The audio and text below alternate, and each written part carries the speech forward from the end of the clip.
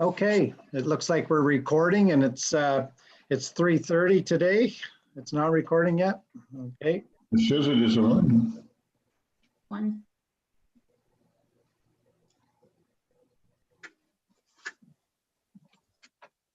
Okay, go. All right. You're good Welcome. to go, Mayor.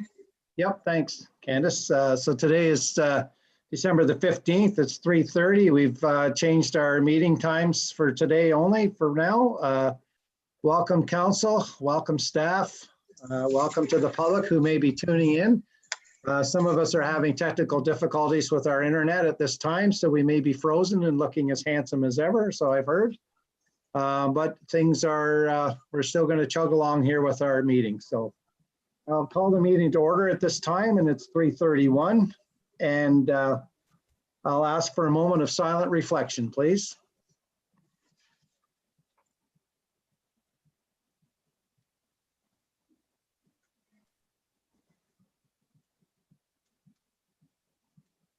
Okay, thank you. At this time, I'll remind council of their declaration of pecuniary interest, and also for public's knowledge and council that we will be going into a public meeting here at 3:35. That's when it's scheduled for. So wherever we end up with our agenda, that's when we'll end it at 3:35 to carry on with the public meeting. So I'm asking for a motion of the approval of the agenda then, please. I'll make a motion. Okay, Councillor Archer, seconded by Councillor War. All in favor? That's carried. Thank you. Approval of the minutes, council meeting minutes of November the 24th, 2020. Deputy Mayor Burt, Councillor Walsh, all in favor? And that's carried. Thank you. Any business arising from those minutes? Okay, seeing no hands, then we're on to the consent agenda. Correspondence for information. I'm looking for a motion then to receive as circulated, I guess. Deputy Mayor Burt, seconded by Councillor Archer. Is there any discussion on that before I call for the motion? Hey, no discussion, no hands. All right, all approved? Or what's the word again? All in favor? All in favor. Thank you, Candace. Excellent. No delegations or presentations. So staff and committee reports. So R1 would be Jeff Walden, our Manager of Public Works and Environmental Services, regarding a one-year contract extension for curbside waste collection. I'll give you 2 minutes, Jeff, and then I'm going to break you off for a minute. Probably. Yeah, speed round. Okay, as per tender 2016-08 that was awarded in 2016 was the tender for curbside collection. At that time, we awarded it to Progressive Waste Solutions, which since has changed their name to the Waste Connections. Within that tender, of course, was the option for a one-year extension. The tender expires, of course, in January, and we're looking for the extension for the 1 year starting in the new year. As per the report, Waste Connections, I mean, there's always hiccups with curbside collection with so many parties involved. They're very quick to respond. They have a great record keeping system. Generally, they can answer any questions of why bags haven't been collected, or they're very accommodating that way. So I've got no issues with the recommendation to move forward with them for another year for the extension. Okay, thanks, Jeff. Any questions from council at this time? All right, it was a very detailed report. Thanks, Jeff. So looking for a motion then to receive and then to authorize staff to extend into the one-year contract then with our people there. Thanks. Okay, Councillor Archer, Councillor Walsh, all in favor? And that would be carried with a show of hands. Thank you. I think we're probably pretty close. Yep, 3:35 right on the computer. So I'm going to ask for a motion then that we suspend council to go into a public meeting here. So I need a motion for that. Councillor War, seconded by Deputy Mayor Burt. All in favor? And that's carried. So our public meeting then is that we're going to, well, first of all, I'm going to welcome everyone. That's on the agenda. So we have a full complement of council as well as some staff. And I see Mr. Ed Whitmore down there, our chief building official. And I'll ask council then at this time also if there's any declaration of pecuniary interest, please. Seeing none at this time, then thank you. So I guess the notification overview of proposed application and zoning amendment, and then the reports. I guess we'd be on right to R1 then, Candace. Is that where we're heading? Yes, you can let Ed start. That would be fine. Okay, so Ed Whitmore, our Chief Building Official Planning Coordinator, will be talking about the zoning bylaw amendment ZBLA 05-2020. Ed, take it away, please, sir. Okay, thank you, Mayor. So I would just like to point out that the notification of a complete application and notice of this public meeting concerning the proposed zoning bylaw was provided in accordance with the Planning Act. We sent it by first-class mail to all the property owners within 120 meters of the subject property, and we posted the notice on the site itself. Notice was also electronically sent to all the applicable agencies, and it was also posted on our Township of Asphodel-Norwood website for the general public. The overview of this is that, and a bit of the background is we had a consent application come in B-69-19, and it was subsequently approved by the county on April 29th, 2020. Our council, we recommended approval of this consent as well on November 26th of 2019. This is a simple lot addition that they're taking farmland and adding it to an existing farm, and the remnants left over will create a residential lot, and it's going to have frontage of about 250 feet and lot area of about 1.26 acres. The zoning is going to change from rural to rural residential, and the rural residential requirements are 0.988 acres in size and 98.4 feet in frontage. So this has more than double the feet of frontage requirement, and it's 1.26 acres, so it's more than adequately minimum sized. It's a lot bigger. In order to complete the severance, they're going to have to go through a number of conditions that the county has imposed, and this zoning bylaw amendment is condition number 4. So they have to rezone it to the satisfaction of the township, which is to rezone it from rural to rural residential. And then condition number 5 of their approval is the merger agreement, and that'll be brought forward at a later date, possibly, hopefully in January. Whenever we receive it, we'll bring it to the following council meeting. We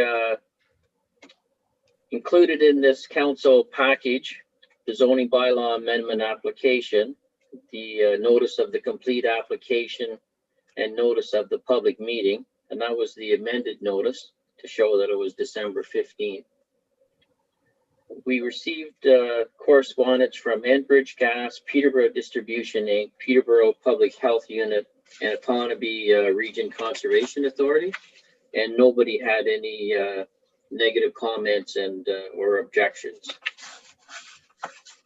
And so if there's, this is a very simple rezoning, nothing going on except for a residential lot being zoned appropriately.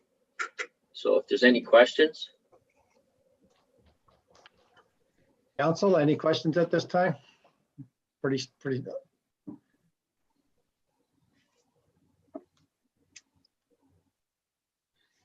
No questions? Okay.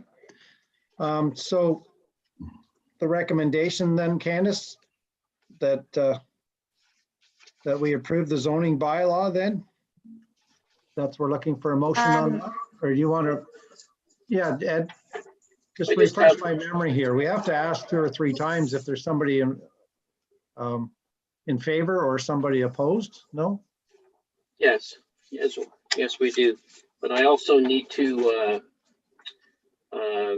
make the statement of, if I may. So if a person or public body does not make an oral submission at this public meeting or make written submissions to the Township of Asphodel-Norwood before the bylaw is passed, the person or public body is not entitled to appeal the decision of the Township of Asphodel-Norwood to the local planning appeal tribunal. Also, if a person or public body does not make oral submissions at the public meeting or make written submissions to the Township of Asphodel-Norwood before this bylaw is passed, the person or public body may not be added as a party to a hearing of an appeal before the local planning appeal tribunal, unless in the opinion of the tribunal, there are reasonable grounds to do so. Yes, and so yours is persons in attendance to speak in support of or in opposition to the application. Right. So Candace, just for the public, then there's nobody else online here that's willing to speak or speak against or for then? No, Mayor, no one has registered to speak today and no one has attended as an attendee. Okay. Well then, now we move on then with the recommendation. Yes, sir. Right. So the recommendations that the Council of the Township of Asphodel-Norwood recommends the approval of the zoning bylaw amendment Zubla 05-2020, and further that the Council of the Township of Asphodel-Norwood direct staff to prepare a bylaw that will rezone the subject lands from the rural RU zone to the rural residential RR zone. Looking for a motion on that. Councillor Archer, seconded by Councillor Walsh.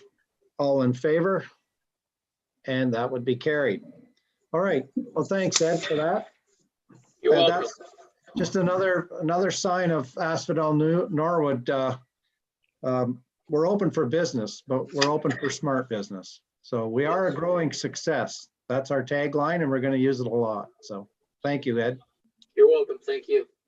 All right, looking for a motion then to adjourn and then reconvene into council again, please, or into our agenda.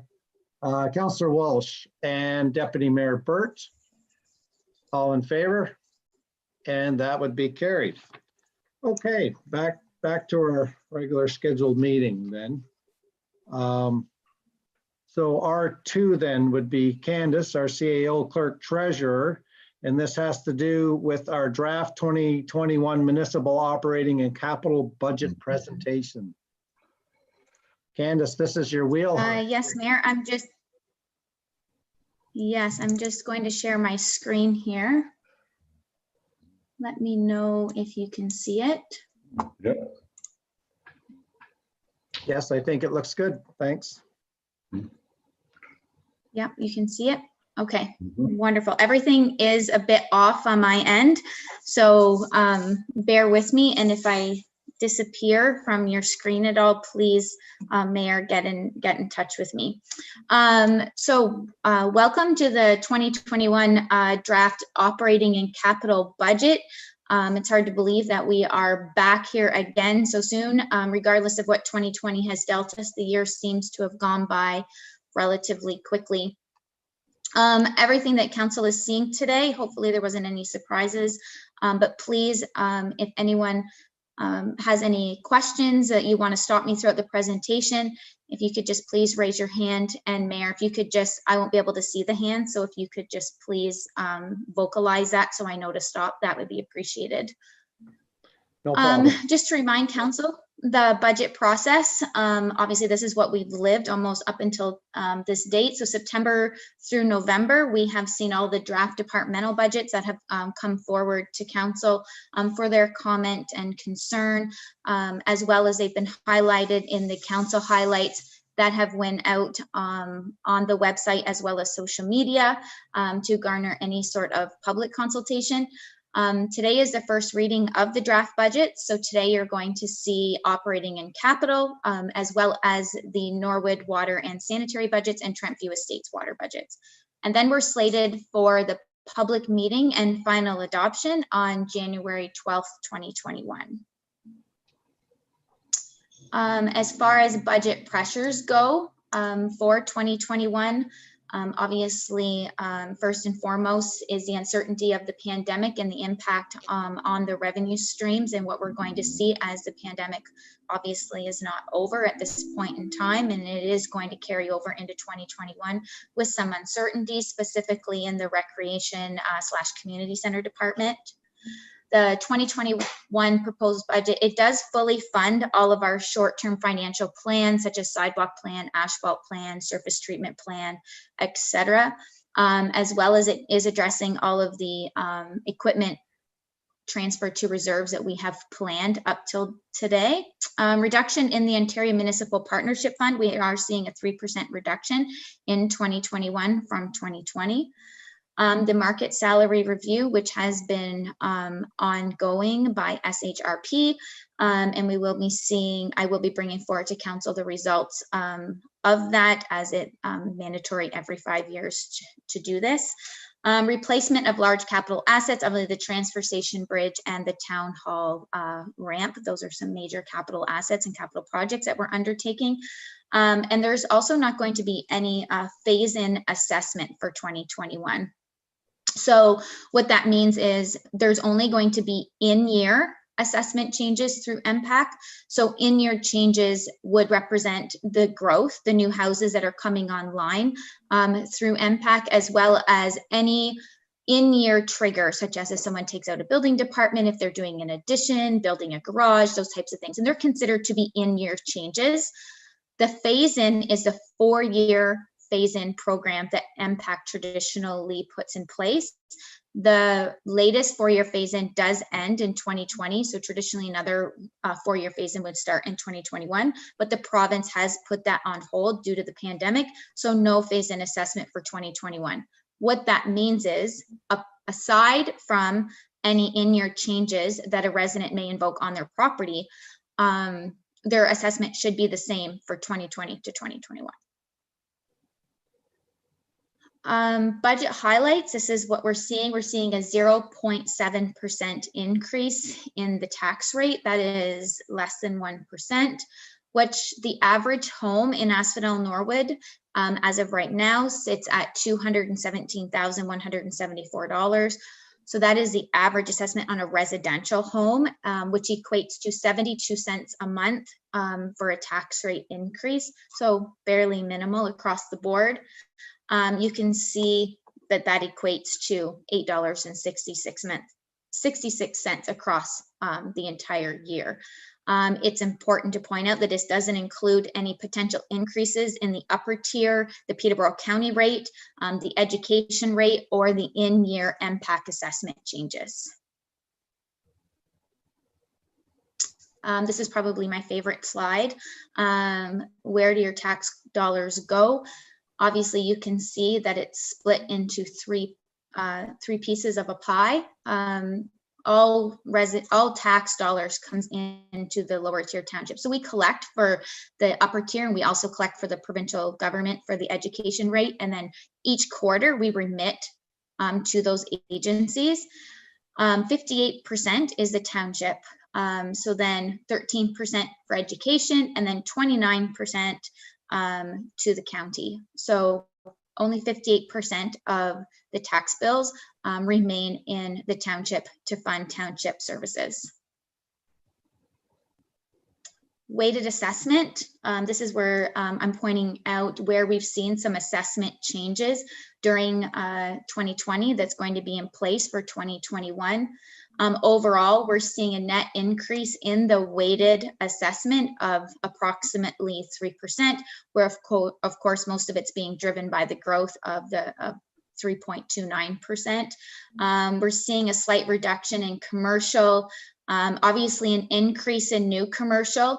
And as I pointed out to council previously, that assessment in new commercial will bump into commercial. It doesn't stay in the new commercial tax category forever. It's just to identify those properties that have seen an increase in assessment or are new to the commercial assessment tax rate. So they'll bump. So I suspect next year we're going to see an increase in commercial because that new commercial is going to bump over into commercial.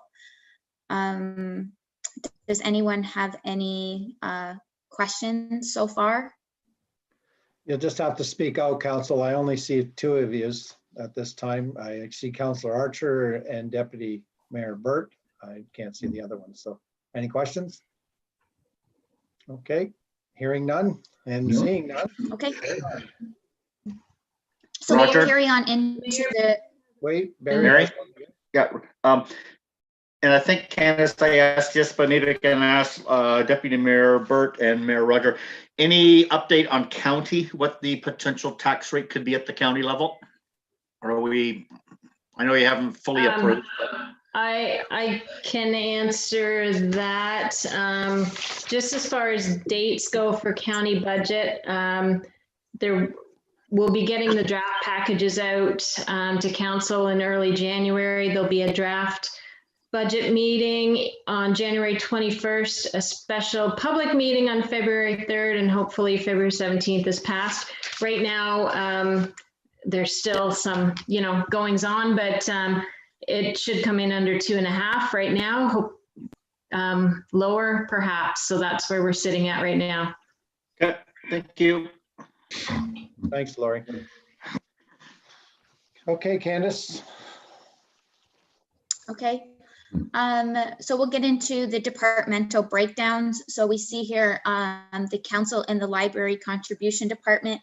We're seeing an increase in a tax requirement of just over $11,000. And what that represents mainly is a 17% increase in insurance, $7,000 transfer to election reserves, because believe it or not, we do put money away for that every year in 2022. We're halfway through a term, so we're saving for that expense, as well as an increase in the library contribution of $1,583. Candace, I seen a hand. Deputy Mayor Burt would like to mention something here or bring something forward, I guess. Thank you. Yeah, or I can wait till the end of the presentation, whatever you prefer.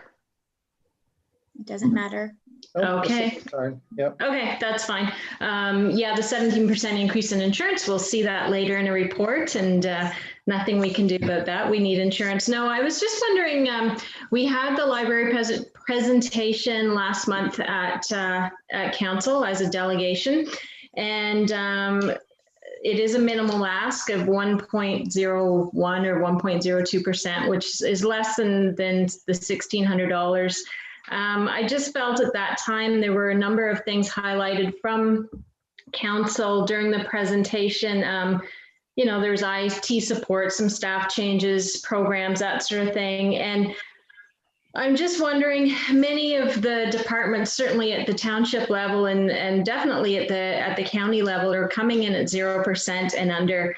And that includes at the county level, Peterborough Public Health, Fairhaven, Orca, that sort of thing, family health team. And and I know it won't make a big difference to our bottom line, but I would like to see the library come in at 0%. I know it's just a quick change from Candace as to doing the numbers. It's not going to make a difference on the bottom line, but I just feel this year might be a good time to do that. And then, hopefully in 2021, we can ramp things up and really get the library going. But I think the first quarter of the library, it's going to be status quo. So that's just a feeling I have. I do 100% support the library, but when you see other big departments coming in where they came in, I'm just putting it out there to council to see where they stand on it. Okay, thanks, Deputy Mayor. This is the time, council, to bring this up. I mean, before we actually hit the final to endorse what the clerks brought forward for us. So thanks for bringing that forward. Is there any other comments on what you've seen on the screen so far, council? Okay, no one's talked, so I can't see all the hands. So, okay, Candace, did you want to reply back to that, or do we just move on from here? No, I think it's important so that I have direction to know if that's going to be the consensus of council, that for the library contribution for 2021 is to remain at the 2020 contribution rate.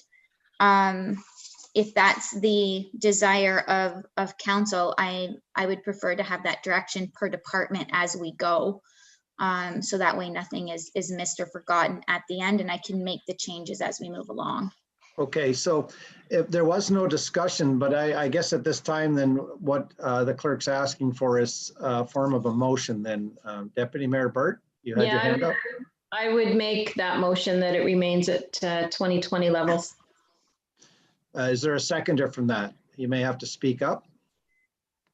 Yep, I'll support that. Okay, Councillor Walsh, thank you.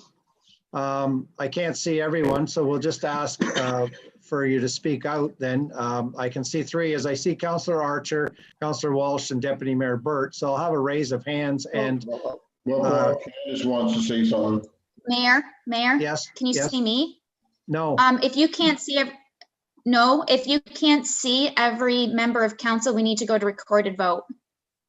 Okay, that's what, then we'll ask. You need to see a show of a hand. Yeah. I will make that request for a recorded vote, Deputy Mayor Burt.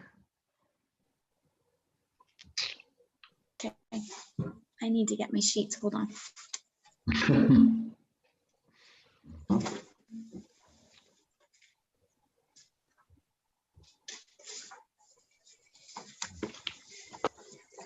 See, Okay.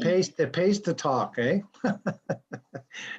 If we might have got through this and she might not have known that we needed that if I didn't say I couldn't see everyone. So it's working. So everything's new in these COVID times with virtual meetings. Okay. Everyone is clear on the motion. I'm going to call the vote. Deputy Mayor Burt. Yes. Councillor Walsh. Yes. Councillor War. Yes. Councillor Archer. Yes. Mayor Bonneau. Yes. Motion is carried. Okay, thanks. And thanks for that, Deputy Mayor Burt, for bringing that forward. All right, Candace, I guess we're done with that slide. If we move on, then I guess, please. Yeah, so moving on to the next department, we have administration. So the administration department is looking at an increase of approximately $29,000. What you're seeing there is obviously the main is 17% increase in liability insurance. You are going to see that as a main theme across all of these slides. Market salary review, asset management, OREG 588 compliance comes into effect July 1st. So the levels of service documents need to be added to our asset management plan, as well as our asset management plan was done in 2016. As per the regulation, it has to be updated every 5 years. So there will be the regular update to the AMP during 2021 as well. Server upgrade at the municipal office, slight increase in postage. Just to highlight, we are seeing more households coming on, so we're seeing some incremental increases in those types of expenses, and a slight revenue reduction is planned for 2021 as well. In facilities, municipal facilities represent the largest infrastructure deficit as per the township's AMP. It represents a $637,000 annual deficit. That is not saying that we have $637,000 worth of assets to replace today. What that's saying is that the cost of replacing facilities, if we had to replace them, is exceptionally high. It takes up a good portion of our asset management plan deficit. Obviously, most facilities do not become exhausted or retired in a municipal setting unless obviously we're expanding to them. There's some sort of natural disaster that maybe does some irreparable damage to the facility. So it's important for me to highlight that so council is aware. Although we'll see a deficit in our asset management plan as we move forward, good part of it is facilities, which is something that we need to fund, but be more aware of that it's more for repairs and maintenance, for longevity and sustainability versus full-on replacement, as we don't replace obviously municipal facilities very often. Town hall ramp replacement.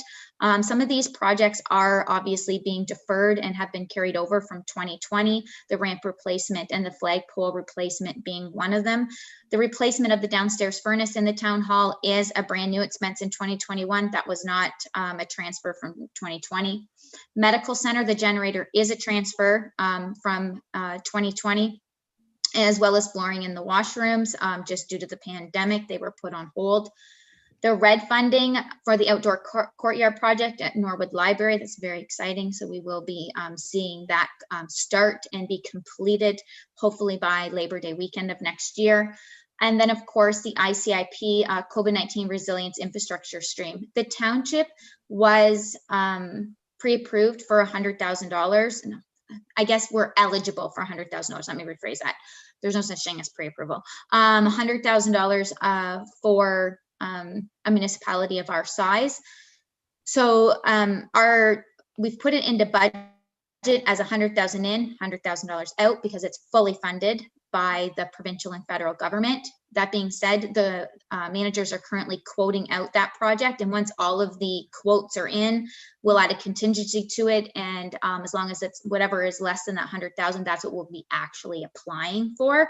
But those numbers haven't all come together yet, but they will be by the end of the week because the application has to be in on Monday. Question? We have a The question. fire department. Actually, I just have a question, if I may, through the mayor. The ICIP funding, is there a deadline on when those projects have to be completed for municipalities? Yes, they're actually not allowed to even start, I believe, until next August. Oh, okay. So it's so they can't start till August. So they're giving us till like 2024, I believe. Oh, okay. Thank you. I thought it might have been a quicker turnaround than that. I have a question too. Sorry, I also have one too. Sorry. Yes, go ahead, Councillor Ward, please. I'm sorry, through you, Mayor. I know you can't see me. So I had a question about the ICIP COVID-19 infrastructure stream as well for the renovation. So for the cost of construction, that's the cost of construction only. No staffing hours are included in that infrastructure stream. No, no, there's no municipal staff time. That is just the cost of the construction of it. The only funding that we've ever really seen, unless we had to hire a staff person as like a specific project manager on like a contract basis or something to oversee a capital project of some sort, that would be the only time that this type of capital infrastructure funding would allow for regular municipal staff wages to be funded under that program.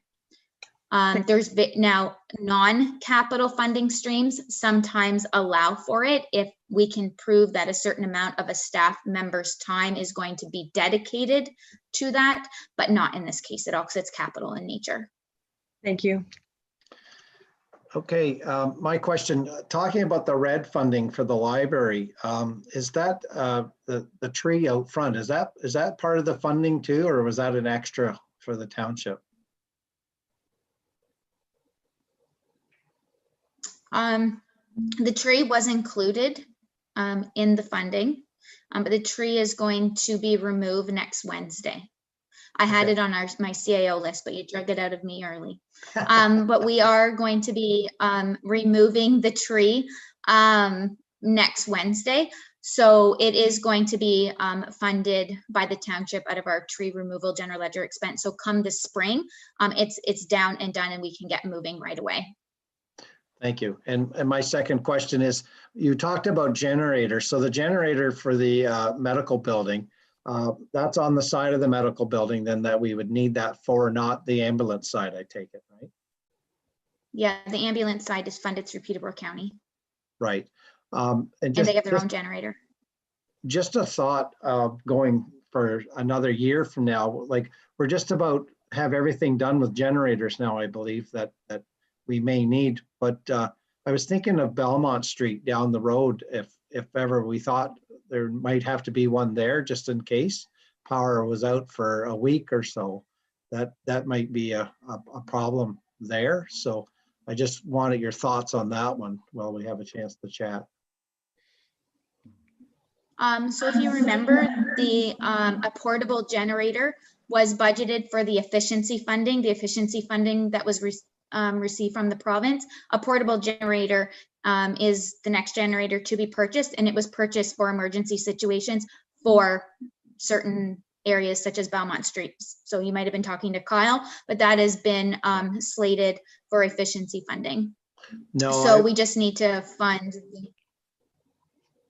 Sorry, I wasn't talking with any staff. It's just because of the power outage we had here the other week that that thought came to mind about Belmont Street being a problem. But having a portable generator makes more sense for the township to go almost anywhere. It does, and it's a very low flow pumping station.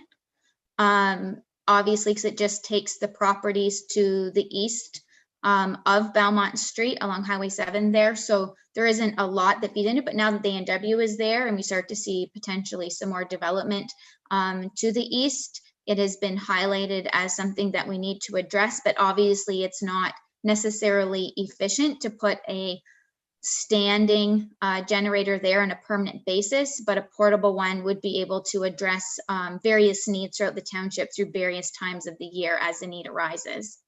Great, thanks for that. Yep. I see no other hands. You're and welcome. Nobody else has spoken up, so I'd say carry on then, please. Okay, so the fire department is seeing a slight incremental increase of approximately $1,600. We are carrying forward with the $80,000 allocation to reserves for the future replacement of pumper number 2 in Westwood.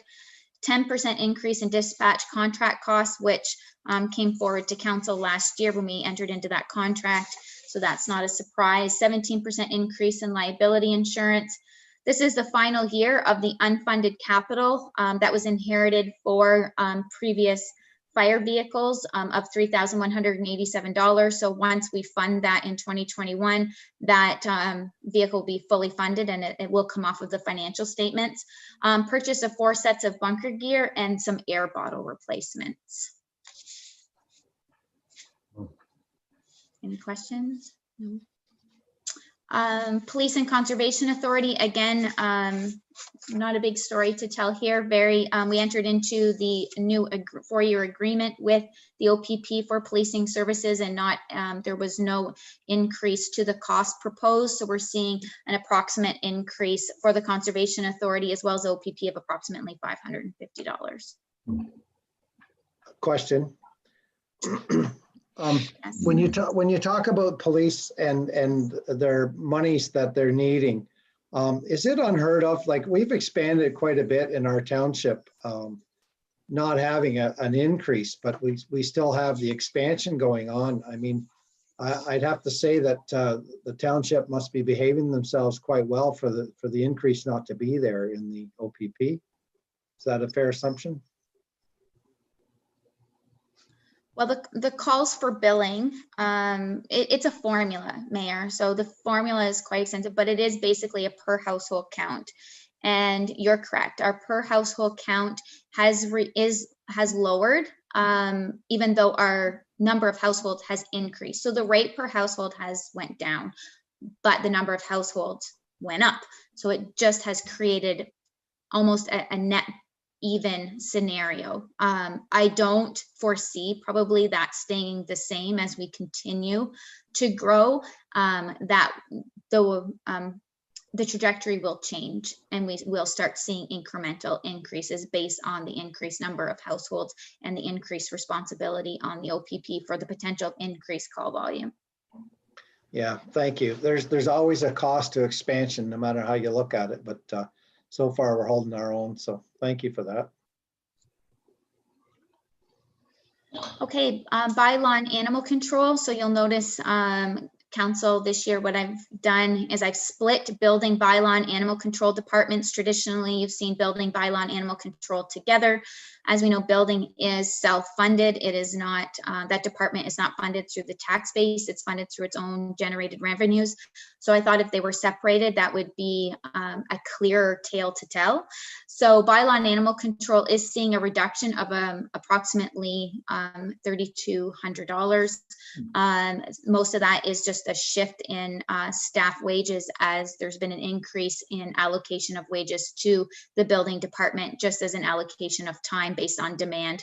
So really no significant budgetary impacts to report to council at this time.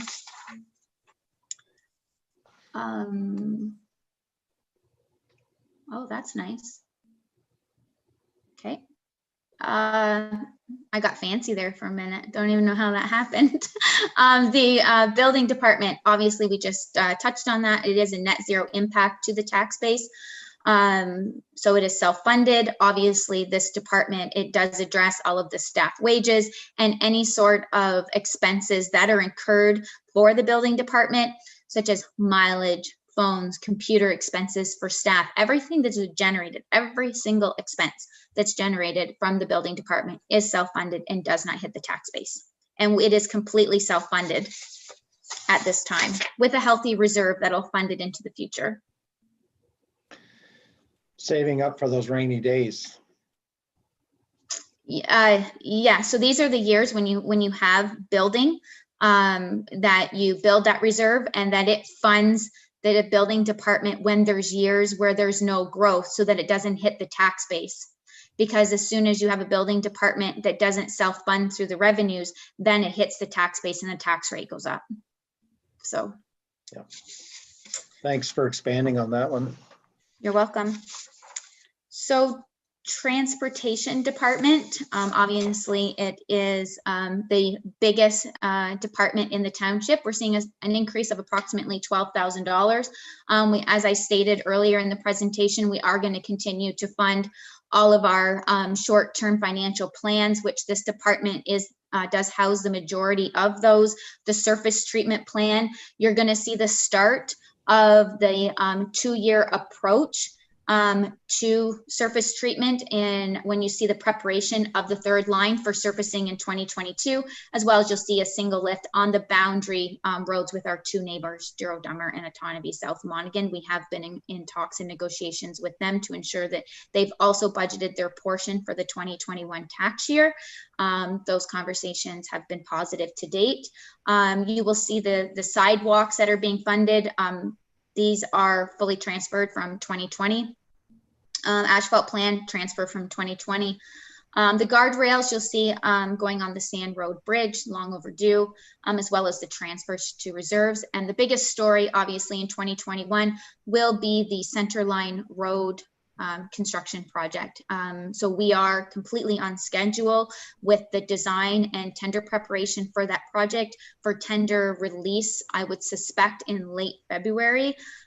So we will be awarding that in the month of March for hopefully a May start to the successful construction contractor.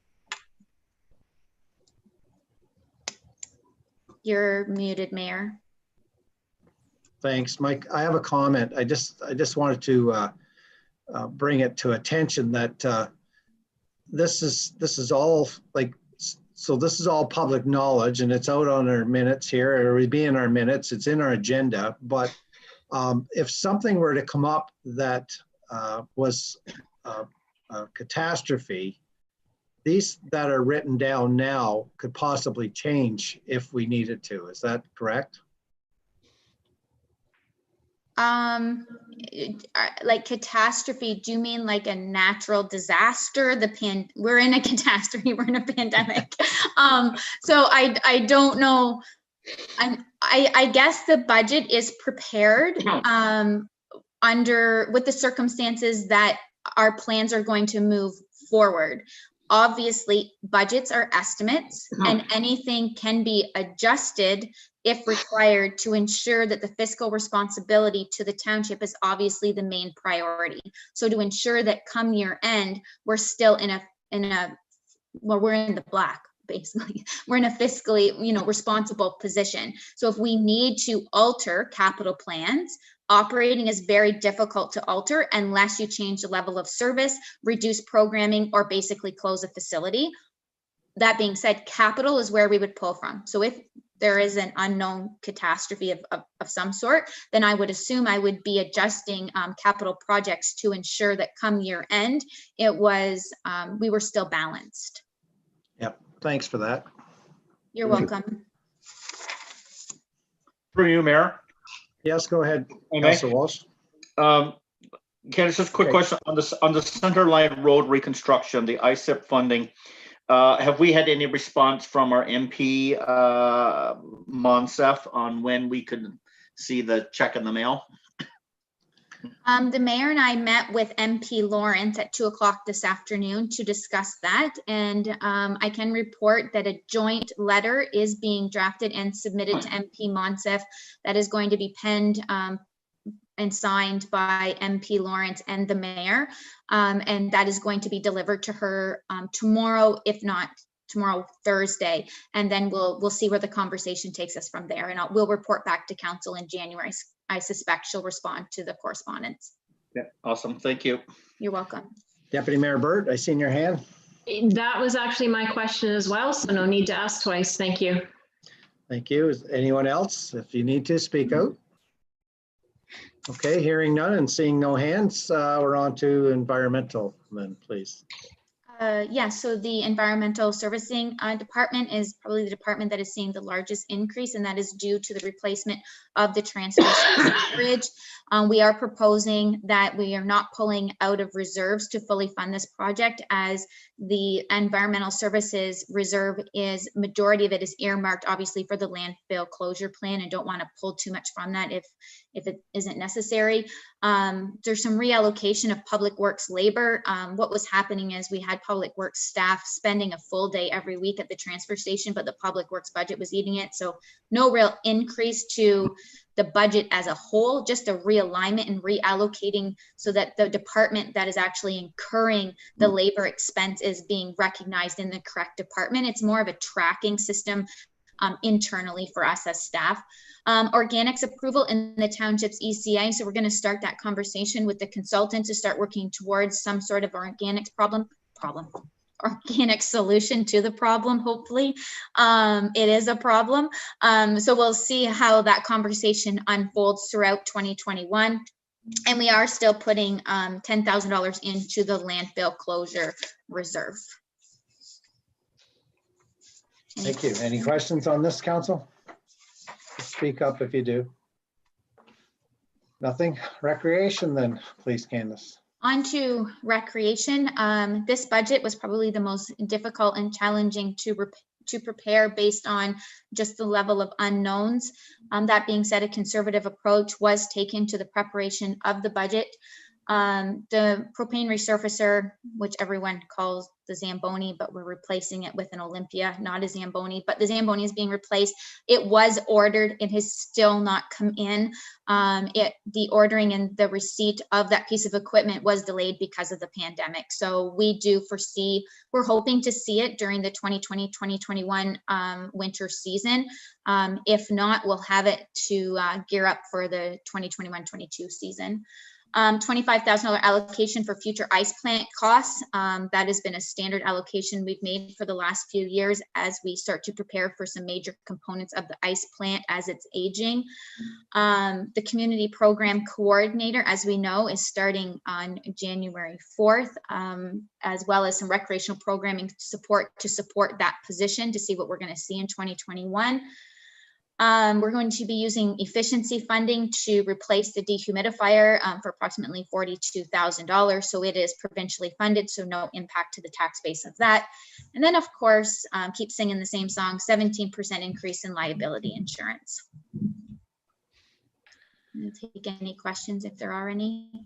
Doesn't appear so. Thank you. Oh, Oh, wait. through you, Councillor Mayor, Walsh. sorry.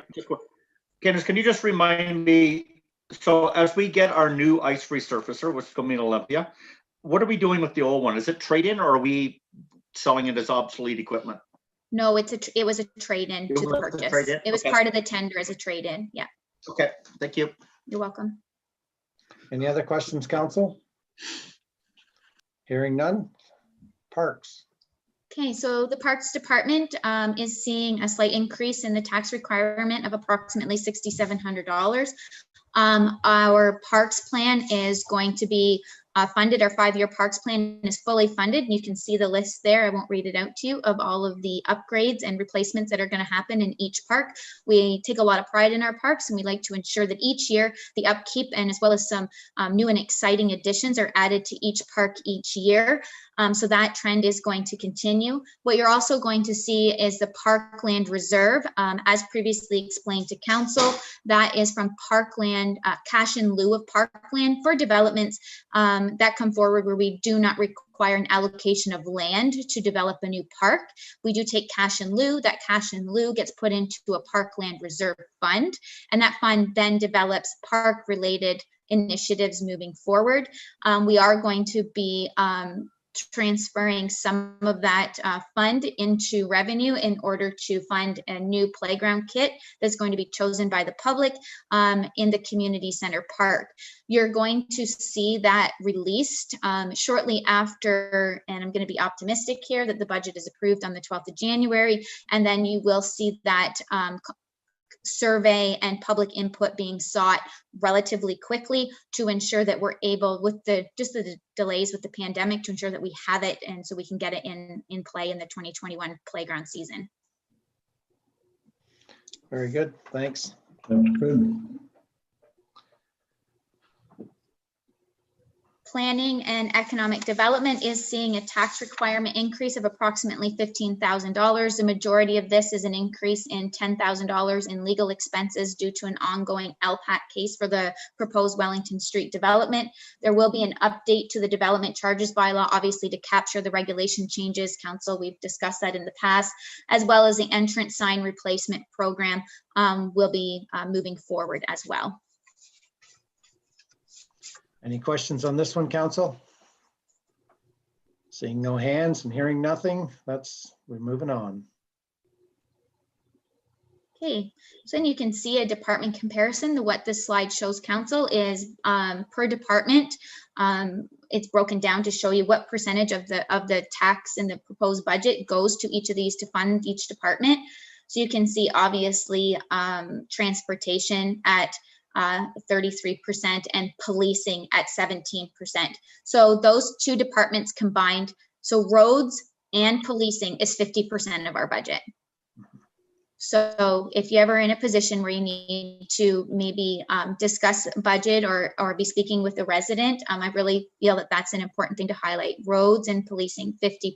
And there's really not a lot of room there to reduce the level of service there. And one's a contractual obligation. Any questions from council on the departmental breakdown? Deputy Mayor Burt? Yeah, not really any questions. I just did look back over the previous years, and certainly the comparisons are almost not quite identical from one year to the next. So certainly staying the course. And yeah, I was going to echo what our CAO just said about our roads and our policing, and certainly our roads are a big part of our village, well, and our township, and we have to keep those up or else we'll be in trouble down the line. So that was just a comment. Yep, thanks for that. Any other comments or concerns or questions? Seeing no hands and hearing nothing. Thank you. This slide is just comparing the capital expenditures against the operating expenditures. As Deputy Mayor Burt was saying in regards to the previous departmental breakdown slide, this slide stays pretty close to status quo. Year to year may fluctuate 1% or 2%, but it doesn't vary very much from that. So 87% is operating, which goes back to the catastrophe comment made by the mayor. 87% of your budget, if there's a catastrophe, could not be touched. You've got 13% to utilize in order to offset any unexpected occurrences.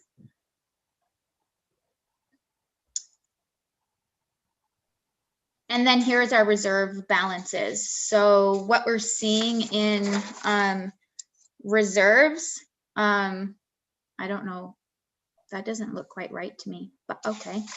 I'm going to read what I have in the presentation, not what's on the screen. So you're going to see $4.492 million coming into the year and $3.9 million coming out of the year for reserve. So we are utilizing some of those reserve balances for obviously capital projects that we're going to be having. And that is something that we pride ourselves in. For the last 5 years, we have ensured that long-term and short-term financial planning has been in place so that we had those reserves to be able to pull from so that we can offset for our residents to have a very small incremental tax increase next year to assist those that may be feeling the impacts of the pandemic, but still be able to move forward with those mandatory programs and capital programs so very, very little impact. We pull that from reserves, and that's what it's there for. Okay.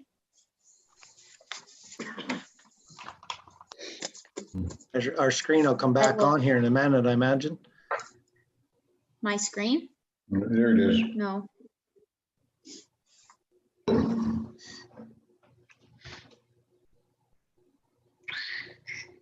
So right now we just have our logo for the township on the screen right now.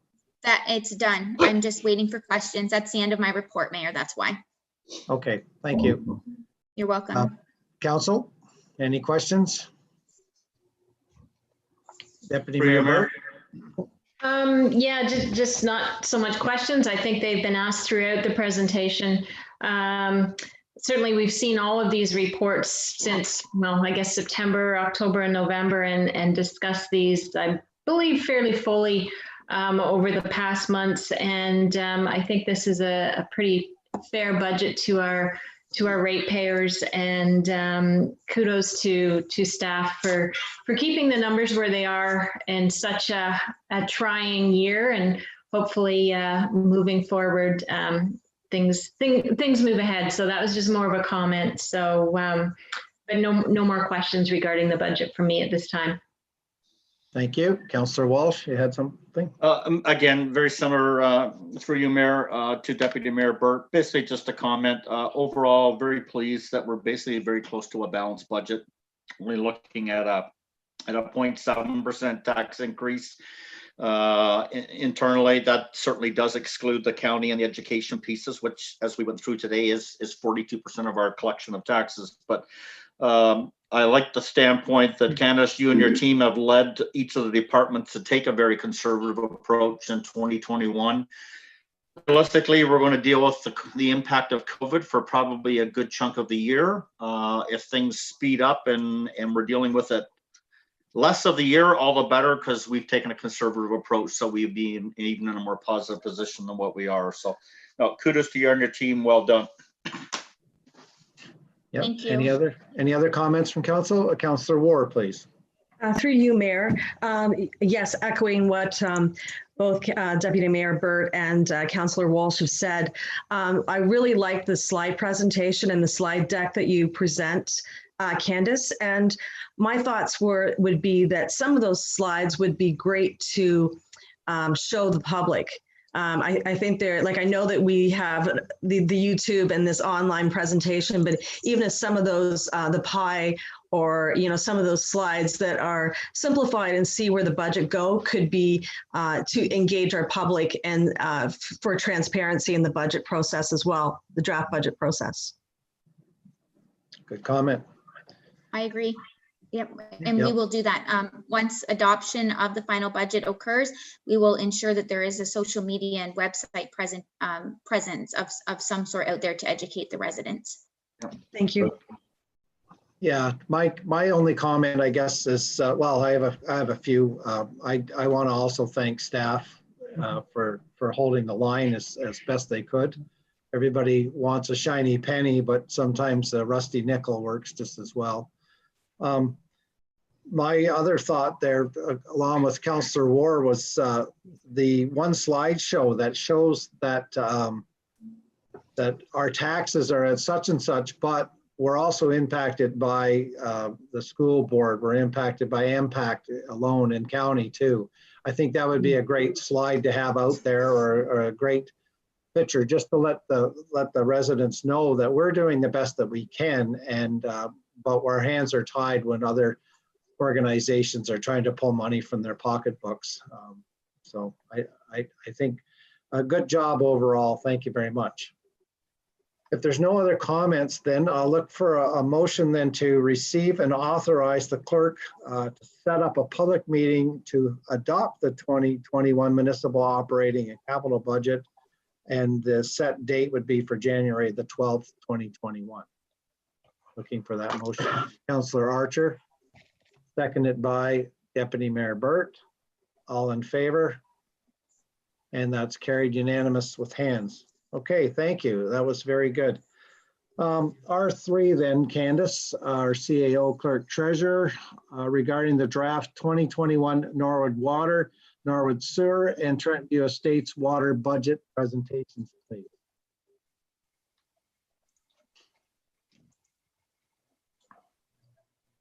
Can council see my screen okay? Yes, No. it's come up. It's come up fine. Thank you.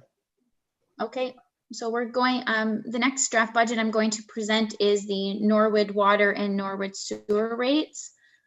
We'll start with the Norwood Water system. Just a brief overview of the system is the current drinking water system consists of 4 wells, and they're all utilized in different capacities. 1 well house treatment facility, a disinfection system, a chemical feed system for corrosion control, standby power, 1 standpipe, and distribution piping that supplies water, obviously, out to the residents within the village. The groundwater communal well water supply has a total design capacity of approximately 1,965 cubic meters per day, and our current demand on the system is approximately 640 cubic meters per day, and that is the average daily demand.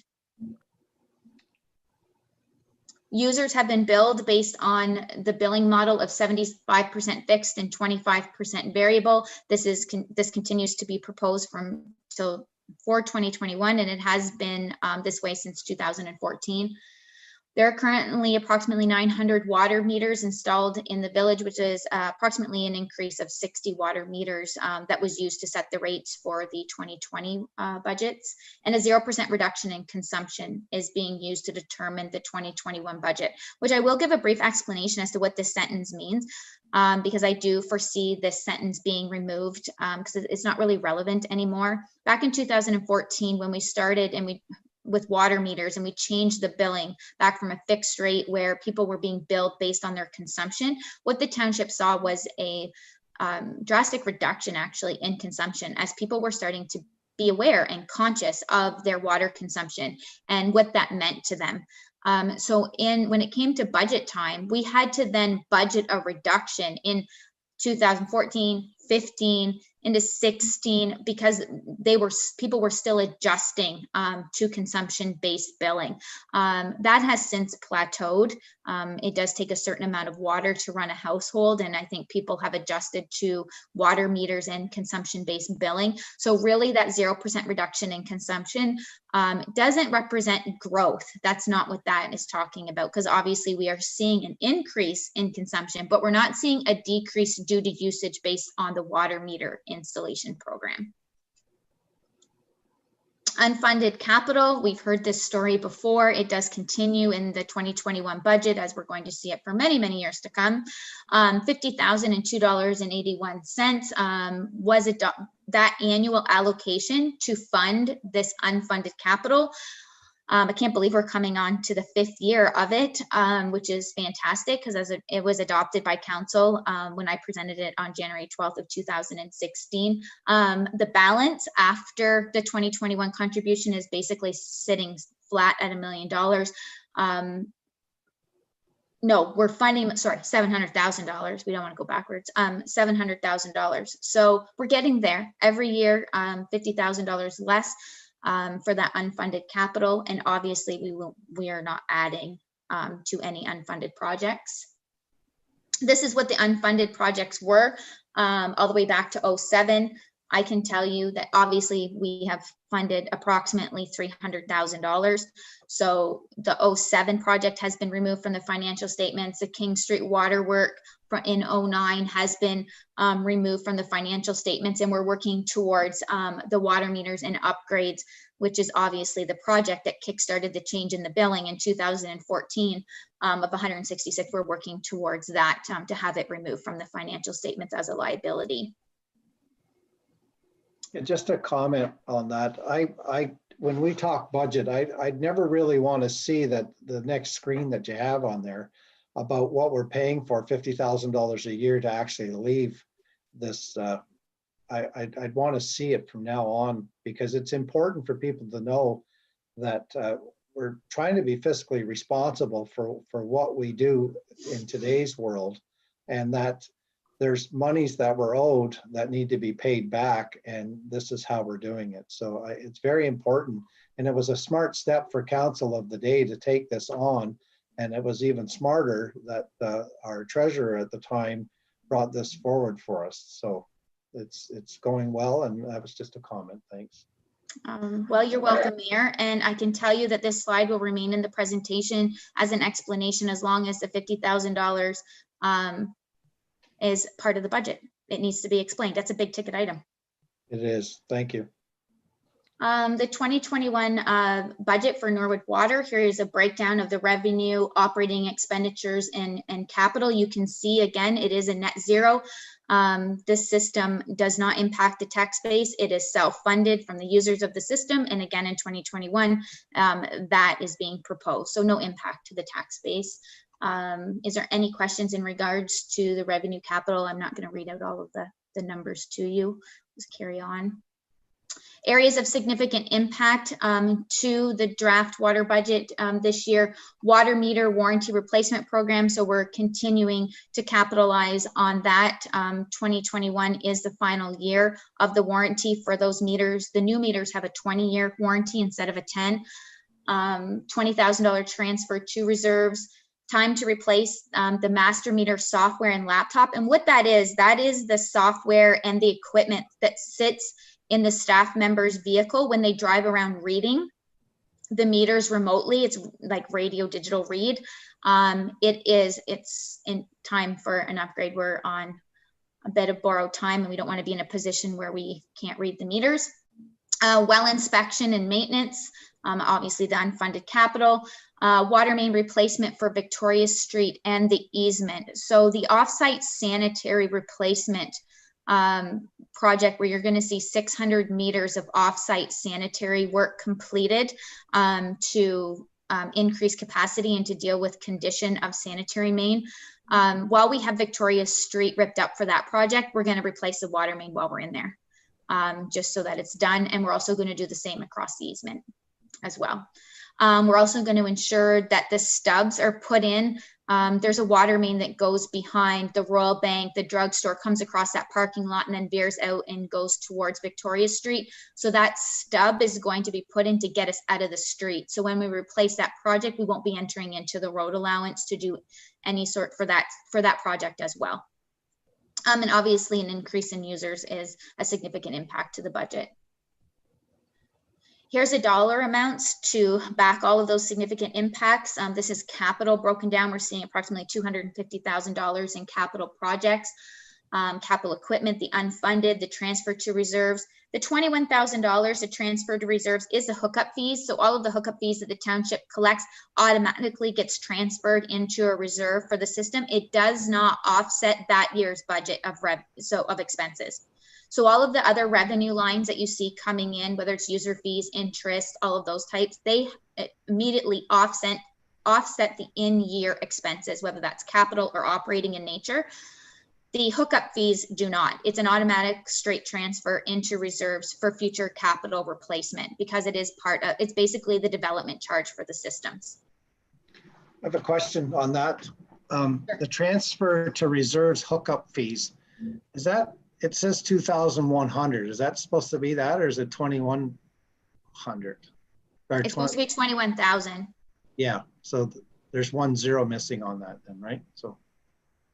Yes. Okay, thanks. Sorry. Councillor Ward? Yes, through you, Mayor. I want to ask a question about the water meter warranty replacement. Do you anticipate any problems getting some of these water meters because of COVID and the problems, you know, with getting things across the border, or are these Canadian-made water meters? Do we know? They're Canadian made, and we already have over 50% of them in stock. That was supposed to be replaced in 2020, but because of the pandemic, we weren't able to enter the homes to replace them. So as of right now, we are aware of that potential impact. And so as soon as the budget is adopted, they will be ordered. So then we have them at least in our possession at some point, because as soon as they're purchased, that at least gets us under the warranty, right? When we get them into the houses doesn't trigger the warranty. So we may be going into 2022 before we get them all replaced. But Okay, at least we have them in stock and we've been able to capitalize on the program that's being offered. thank you. That was my question. Perfect. You're welcome. Any other questions, council? Comments? Nothing? Okay, thank you. So the overall impact to the rates, we're going to see a 9-cent reduction in the variable rate and $1.69 per month reduction in the monthly fixed rate, which is a good news story. And then you're going to see the reserves. So our projected balance for 2021 is approximately $485,000 with a $41,000 transfer, which is the $20,000 budgeted transfer and the $20,000 hookup fee. Are you able to go back to the last screen first on that? Yeah, that one there. Thank you. Which one? So Okay. the difference then, so we're in the negative, so we're going to have less charged out to the residents. Is that due to growth then? Does the growth help us with the sharing of the cost? Is that how that works? Is that why our price was able to come down? Yes. Right. Thank you. You're welcome.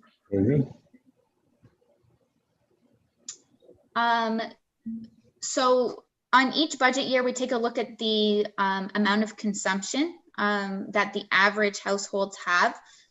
So a senior home that may have one person living in them, 5 is a little bit on the high side. Maybe we do have some that are around 3 cubic meters a month, up to 7, like that 3 to 7. So we've averaged it out to 5, up to a couple or a family. And these are a bit on the higher side of the average, I would say. Commercial at 100 cubic meters, we have very few people that use 100 cubic meters a month, probably 5 or 6 or so. But obviously, because they have the largest consumption, they're going to see the largest reduction. So anywhere from a couple dollars a month in the water bill up to just over $10 a month on the water bill if they're a large commercial user is the reduction that they're going to see. Obviously, it's bi-monthly billing, so you can take that amount and multiply it by 2.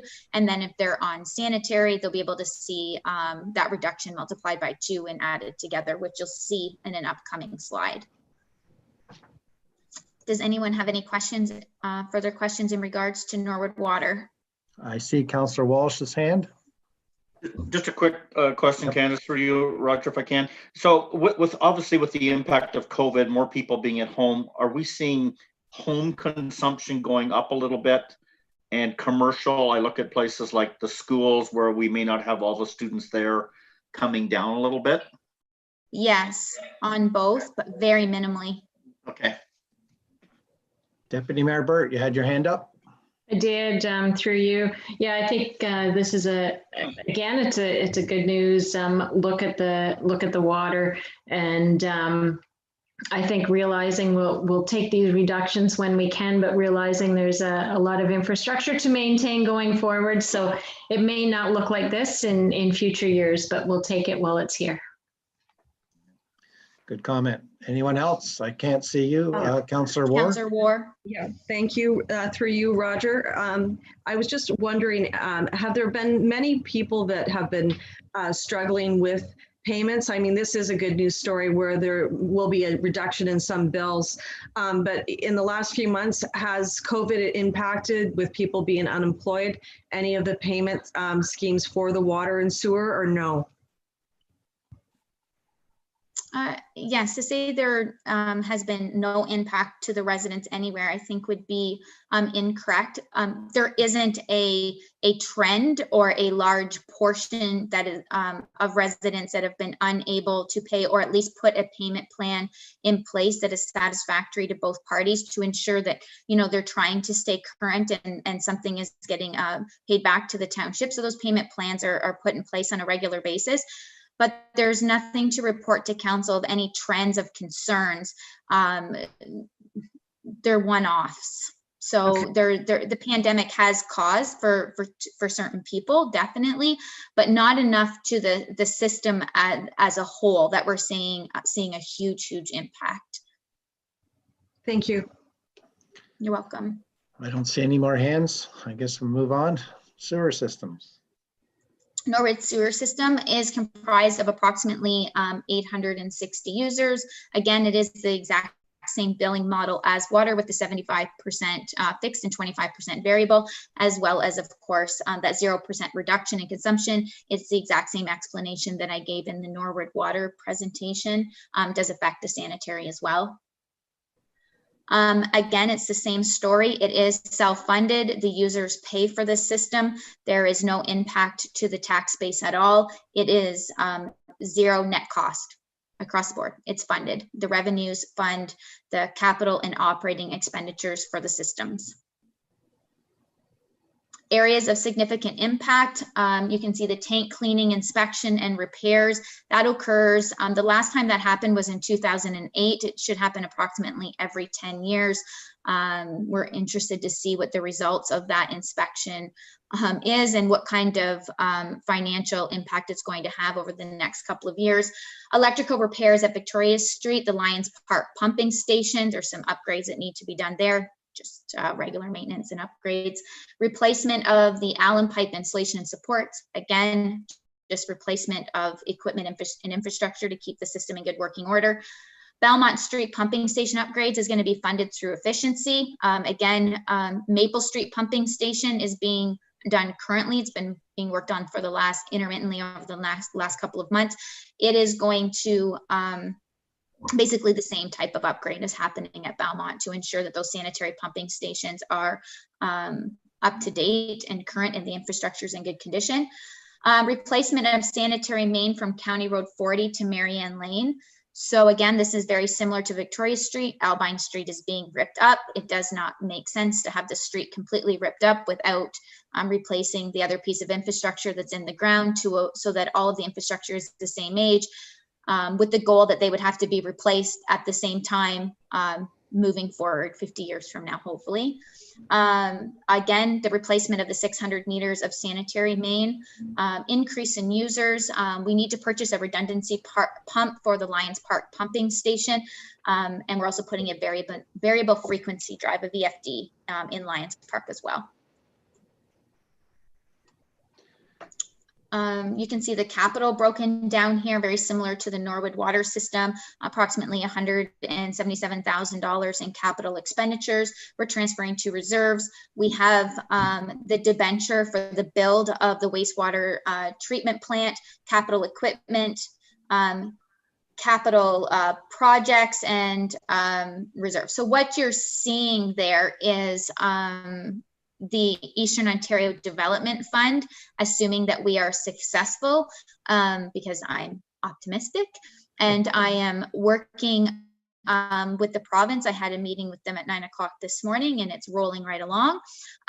We should know around March. I have another to-do list for them, but I'm hoping to get that done the end of this week. So we're still on schedule to hopefully have an answer by March. So that'll be a brand new force main, twinning the force main, and as well as the servicing all the way up to our wastewater treatment plant. So replacing all of that infrastructure to ensure that we have lands that are available to receive development, as well as increase capacity in the force main. Debenture, this is the debenture that was just spoken about.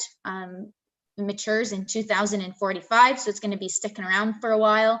We have about $1.3 million to go. It was a $2 million debenture, so it's getting there as well with $700,000 paid off. It is a closed debenture. It's through Infrastructure Ontario. It is not open, so we aren't able to apply additional surplus if we have any at the end of the year to that loan because it is closed.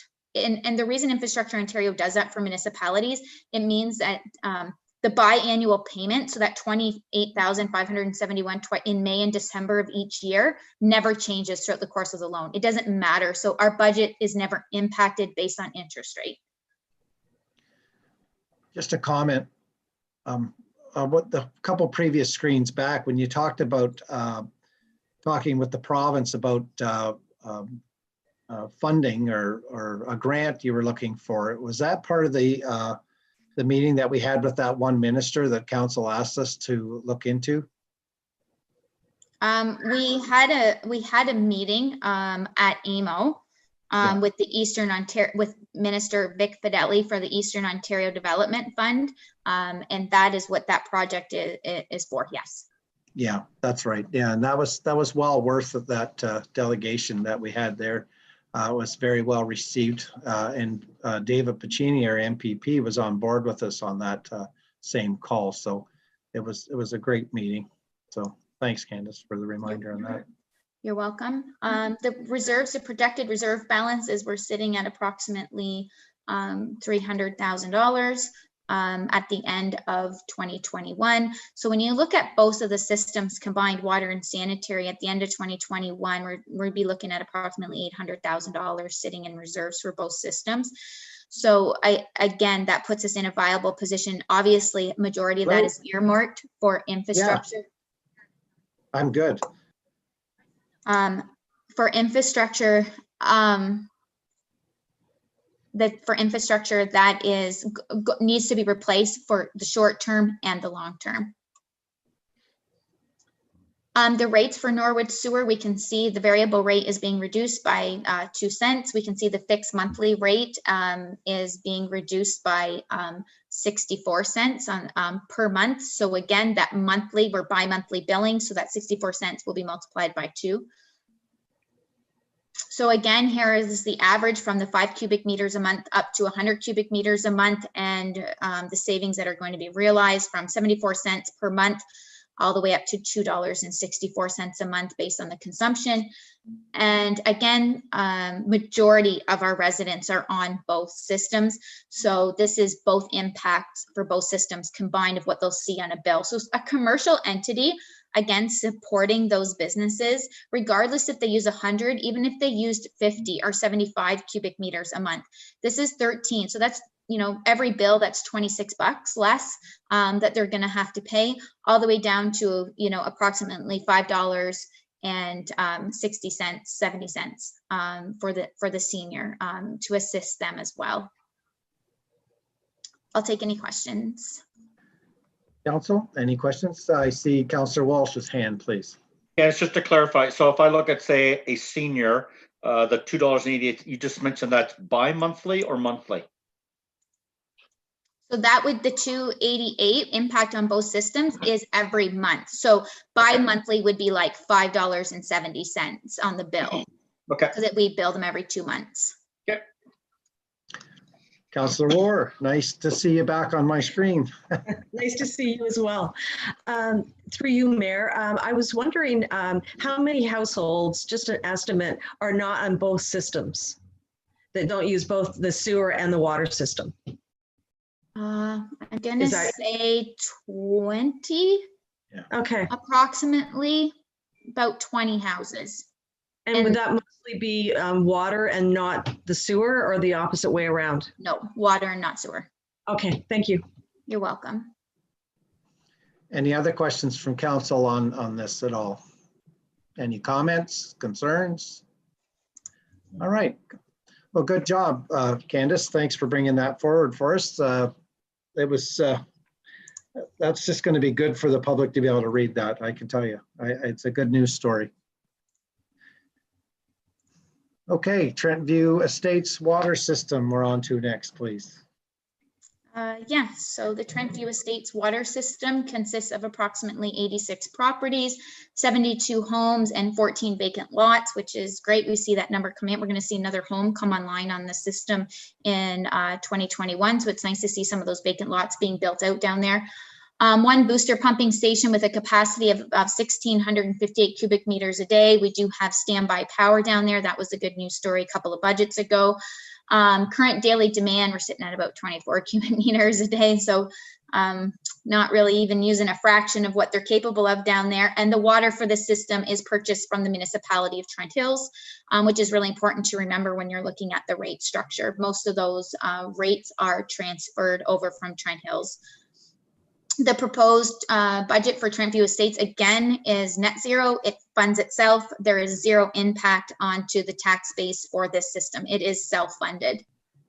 There was a time that it wasn't, so this is a very good news story. The projected reserve balance, there's no ins and outs proposed in the 2021 budget, so $55,700 is a projected reserve balance, which will address any sort of infrastructure issues that pop up during the year if needed. The rates for Trent View Estates, you can see the monthly fixed rate is going up a nominal 5 cents. The monthly pipe charge, which is transfer of costs from Trent Hills, is going down 38 cents. And the variable rate, which again matches Trent Hills, they have proposed in their draft budget that 4 cents increase. So it's going from $1.19 cubic meter for all of the Trent Hills systems across the board to $1.23 a cubic meter. Average consumptions for this system ranges from 3 cubic meters to a very high volume user of 35 cubic meters, which is a lot for a household, and there's only residential in that subdivision. So they're seeing anywhere a low volume user is going to see a reduction of about 21 cents all the way up to a very high volume user, which really don't have anyone. We used to have someone that would hit that 35, but we don't any longer, but are going to see $1. So there's really no one that hits that type of consumption. So really any impact is going to be either a reduction all the way up to $1 increase. And that again is monthly. And I'll take any questions. Council, Deputy Mayor Burt, please. Yes, thank you through you, Mayor. I do know there were some concerns last year with some potential leaks in the system, and I believe they were fixed in 2020. And I just wondered how everything was looking at this point, and yeah, I know you can never anticipate a water break, but I just wondered how the infrastructure was looking moving forward into 2021 for that development. As of right now, with the 2 major leaks that were fixed in 2020 on the services, they were service leaks, not main leaks, they were service leaks. They were identified and repaired. The biggest issue, obviously, as reported to council in the past, is the condition of the saddles for each residential property. Some of them were replaced when the road was dug up and the new mains put in and the new services. Not all the saddles were replaced. So we do suspect there is some leakage around those saddles. We are unsure how long they are going to last until some further investigation is done. But township staff is as confident as you can be with infrastructure you can't see under the ground that we're going to make it through 2021. Thank you. You're welcome. I can't see all of council. Is there anyone else that would like to speak up? No one's showing their hand, Mayor. Okay, thank you. Okay, so that was the end of the presentation. So I guess we'll just go to the motion, Mayor. Yes, please. Yeah, I was just hoping you'd share the screen back so I could see everyone. All right, so This motion then would be to accept the presentations and to authorize the clerk to schedule a public meeting to adopt the 2021 water, wastewater, and the Trentview Estates water budgets for the next meeting of January the 12th, 2021. Looking for that motion. Councillor Ward and Councillor Archer, all in favor? And that's carried. Thanks, Candace. A lot of hard work there, and you've done well for our taxpayers for sure. Thanks. Excellent job. You're welcome. My Okay. pleasure. Do you I need like a- giving good news stories. Do you need a drink of water or anything like that right now, Candace, before you I got carry some. on? Thank you. I'm good. I just had a drink. Well, I couldn't Um, see on the screen, so there you go. All right, R4 then, Candace, would be the 2021 council meeting schedule. Yeah, so this is a housekeeping staff report. So it's the 2021 council meeting schedule. The second and fourth Tuesday has been established traditionally for the council meeting dates for Asphodel-Norwood. It is respected throughout the county and organizations and stakeholders. So there is no recommendation to deviate from that second and fourth Tuesday. Due to COVID-19, the number of meetings during 2020 were obviously reduced just due to adapting to our new virtual world. That being said, there is a couple of conferences in January and February, so staff was unsure as to how council was going to feel with moving forward with just a 3-person quorum, or whether one meeting each month would suffice and can call a special meeting if required. I will leave it to council. You have the 2021 proposed council meeting schedule in front of you, and I leave it to you for questions and debate and direction. Council, open, the floor is open. Deputy Mayor Burt. Yeah, I do like the look of that. And I think it's pretty easy. If you find that there is a very huge workload at a council meeting, to just contact the mayor, and certainly an extra meeting can be called in any of those months that we only have one meeting scheduled, other than perhaps July and August. So I think leaving it open that way works. So I guess my question is, how do you anticipate our January and February looking as far as the size of the agenda or things that need to be dealt with? That was just my only question. Because the very first meeting of the year tends to not be huge because of the Christmas shutdown and agencies coming in. There's not a lot of activity through residents or organizations or contractual obligations or staff reports looking for direction. That's why we leave it for the budget meeting. So January, I'm confident that we'll be okay. It's going to be like a couple hour, 2.5 hour meeting. It's the budget meeting, so it's a bit heavier. February, there is some public meetings coming up, and I suspect there's going to be a public meeting that's going to address 2 or 3 items in February on top of the regular meeting. So the only thing that could potentially cause us to need a second meeting in the month of February would be just to deal with a couple of planning matters if they can't meet the 20-day notice period as soon as we get back from Christmas, to get the 20-day notice period out for those planning applications. That is the only thing, and I do not have that answer for you today, and they may very easily wait till March 9th. That's the only thing that I can draw council's attention to at this time. Other than that, staff can, as long as you're willing to spend 2 or 3 hours with me that month, we should be good. Good, thank you. You're welcome. Anyone else have any comments? No, I think it's, I have one comment, I guess. Normally we meet with the high school and have a council meeting over there. We pretty well can say that that's off the charts for this year coming in 2021. So we might as well. I would agree with that, and that is why there's only one meeting in the month of October. The last 3 or 4 years, we've only had the one meeting, so. Yeah. Okay. Yeah, I'm not so interested. I don't think we're going to be settled in the real world out there yet. So. No, I don't think they want to take that risk on, no. No, neither do I. Okay, thanks. All right. Any other comments and questions, concerns? I see Councillor Walsh's hand, please. Yeah, just one quick question through you, Mayor. I know this year we actually had looked at one time of having a meeting in Westwood. Is that something that, even though the schedule is set, we can still look at a location change? Outside I was Yeah, pending outside of COVID. COVID. Yeah. So it wasn't earmarked as a specific date, but staff still has it on our to-do list to ensure that a meeting does happen at some point in time in the future at the Westwood Library. Okay. But as of right now, predicting what date, what meeting that would be, I have Fair no enough. idea. Okay, no, that's fair. As long as it's kind of on the back burner. It is, it's still there. Okay, thank you. You're welcome. Good. Anyone else?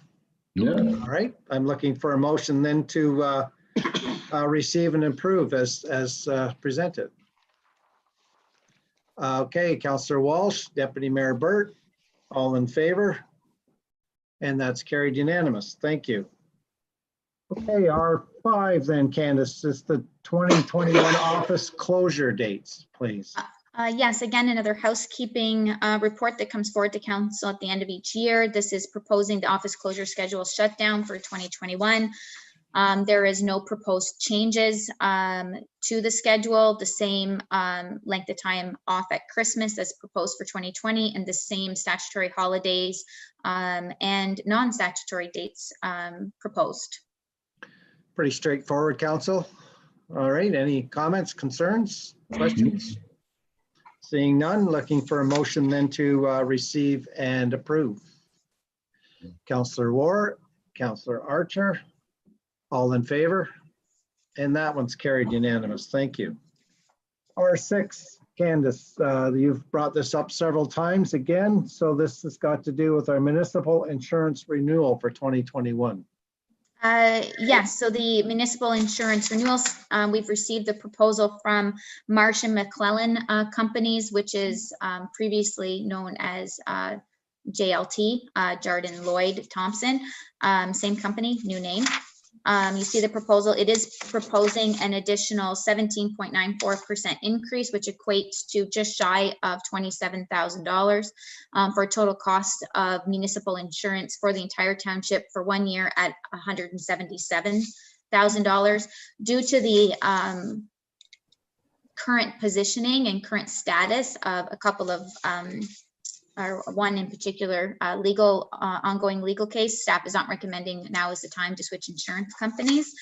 But unfortunately, with speaking to Marsh, this is the climate of the insurance world right now. There is a reduced appetite for underwriters and insurance companies to write business for and write policies and take on policies for the public sector.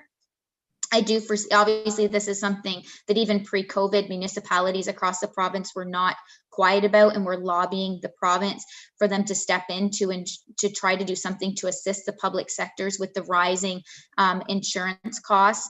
I have been assured by Marsh that this should not be a trend in the 2022 renewal. We're not going to see an increase of another 17 or 18%. They do feel that this is going to get the book of business, they call it, in alignment, as they've seen some pretty severe, obviously, claims and impact to the book of business. That being said, it is all the liability policies across the board that are seeing the majority of the impact. The property and vehicle, like our vehicles and equipment, we're not seeing an increase. They're very, very minimal, kind of what your average increase would be. It's the liability policies that are taking the hit.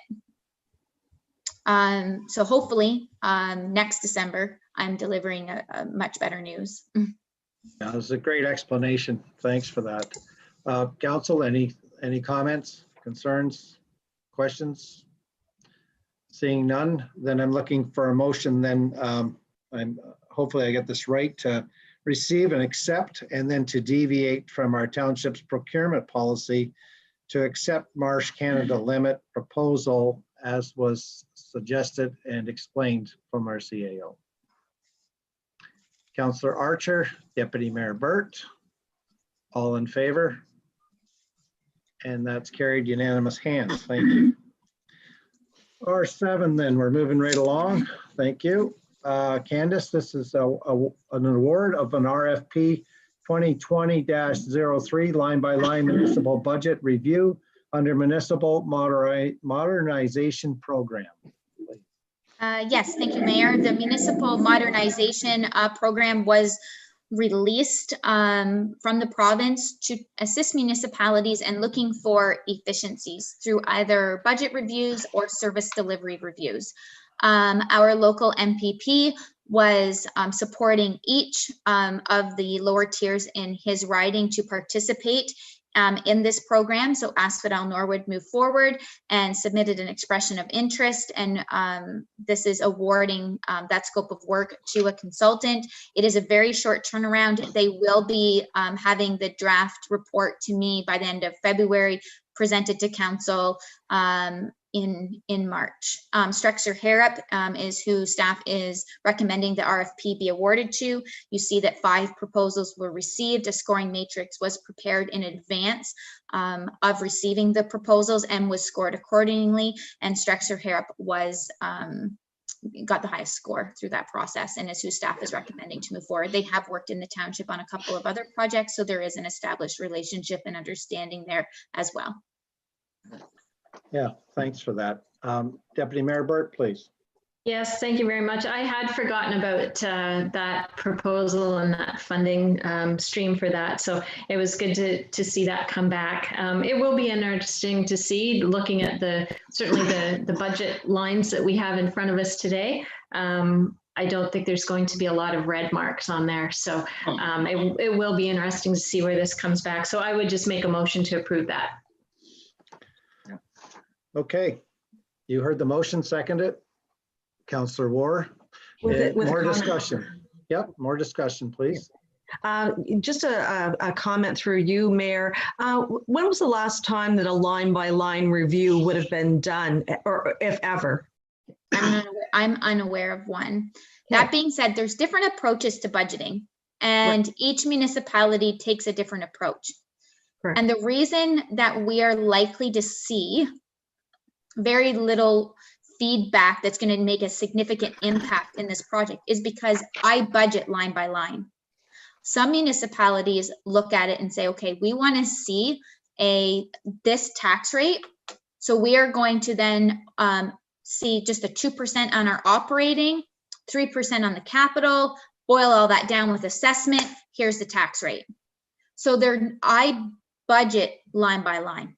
So I budget line by line every year. So that kind of line by line review has happened for the last 7 years in a row.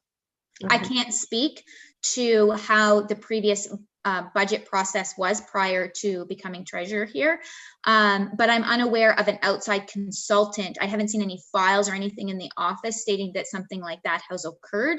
But I'm not in a position to say that it's never happened. Okay, thank you. You're welcome. That was a great question. Anyone else have anything at this time? Councillor Walsh, please. Yeah, just through you, Mayor. So again, this basically is no cost to our taxpayers to have this done. So that's awesome. And again, I think you did answer this question. So we were allocated $60,000. It's going to cost us $44,950 in tax. What happens to the balance? My anticipation is that once we submit the final reporting, we will be returning the difference. We can't keep it. Shoot. Well, they could come back and maybe say, you can have it, just earmark it for something. But Merry Christmas. I'm planning that we'll submit the final report with a check back to the province. Okay. Yeah, I'm really looking forward to this. My comment is that when they actually go line by line, are they going to talk to anyone, like the managers, the staff, council, anything? Like, is there any need actually to do any of that going forward? I mean, it's not that we have issues in our township by no means, but I mean, there's other people that can think outside the box possibly too, that could have money savings, but maybe not want to bring it forward. Say. I can tell you that the process of how the budget's going to, or how this project is going to be undertaken, will be determined in the kickoff meeting that is scheduled to happen early in the new year. We'll determine what stakeholder meetings are going to occur and what's going to take place. As a CIO, I'm going to be recommending that the consultant not meet with every manager individually, because then the scope of work is going to become daunting, and I doubt that $45,000 price tag that we were given is going to accompany that based on the RFP, but we will have them come to a management team meeting or two. So there's a collective approach. We're small enough to do that. And there's some managers that have worked in other departments, and they continue to work together in each other's departments. So one manager being isolated in a meeting without, say, the treasurer with the past finance background, or another manager that works in the department or has assisted in that department in the past, that to me isn't going to give the full picture. So management team, I would suspect, and probably a committee of counselors, because obviously having all of council, we'll have to turn it into a council meeting. The line by line, I suspect it's going to be a good report card, Mayor. I don't suspect there's going to be anything revolutionary coming out of this project. One thing I am curious about is going to be the comparators. So there is going to be a comparison portion of the project, which probably has piqued my most interest, to hear kind of what other municipalities of similar size are doing. Obviously, the market salary review is taking care of that, because we have 12 comparators that we're being put up against, which council will see that in 2021 as well. So it'll be interesting just to see the other pieces of the pie. So from a capital perspective, from a water sanitary rate perspective, because water and sewer will be included, and I am including library in this as well. I've asked them to include library. So. Oh, excellent. Yeah, I'm just kind of smiling, because I think, like, yeah, you're going to have a good team of consultants there. We've worked with them in the past for sure, and I think they'd be hard pressed to be able to help us find any more efficiencies than what management team has already brought forward for our township.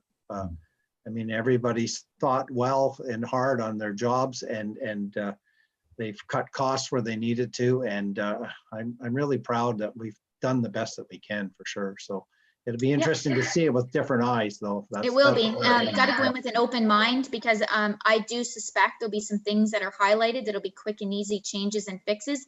But as far as coming back where we're going to see any sort of, I look at them as tweaks. We're going to be tweaked.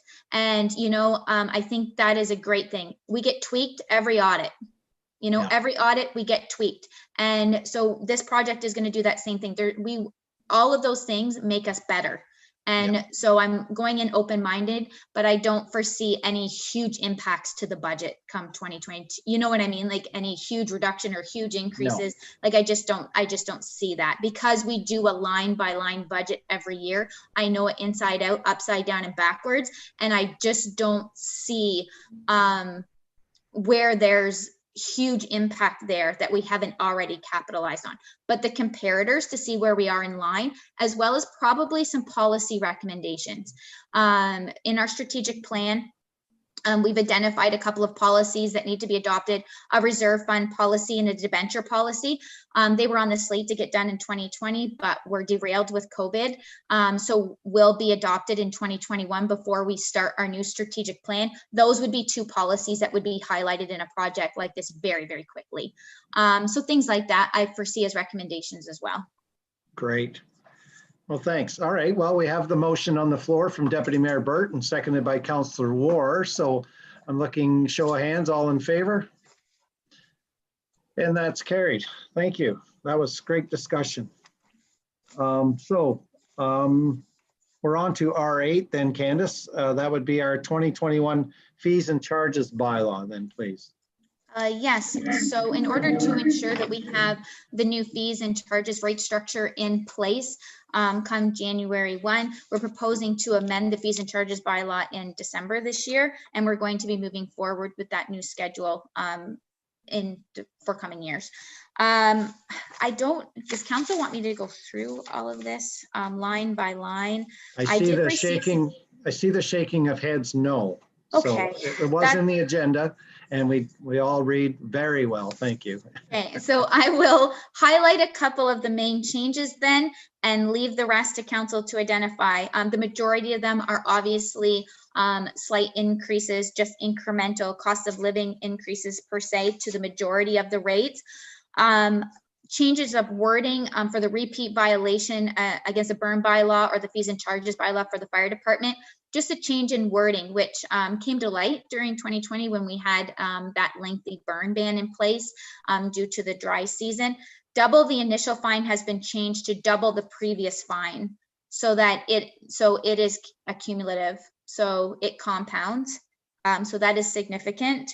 The only other one I wish to draw your attention to then would be the $100 to the unauthorized alteration of a fire condition warning sign. All those signs were brand new in 2020. We have some pranksters in the village.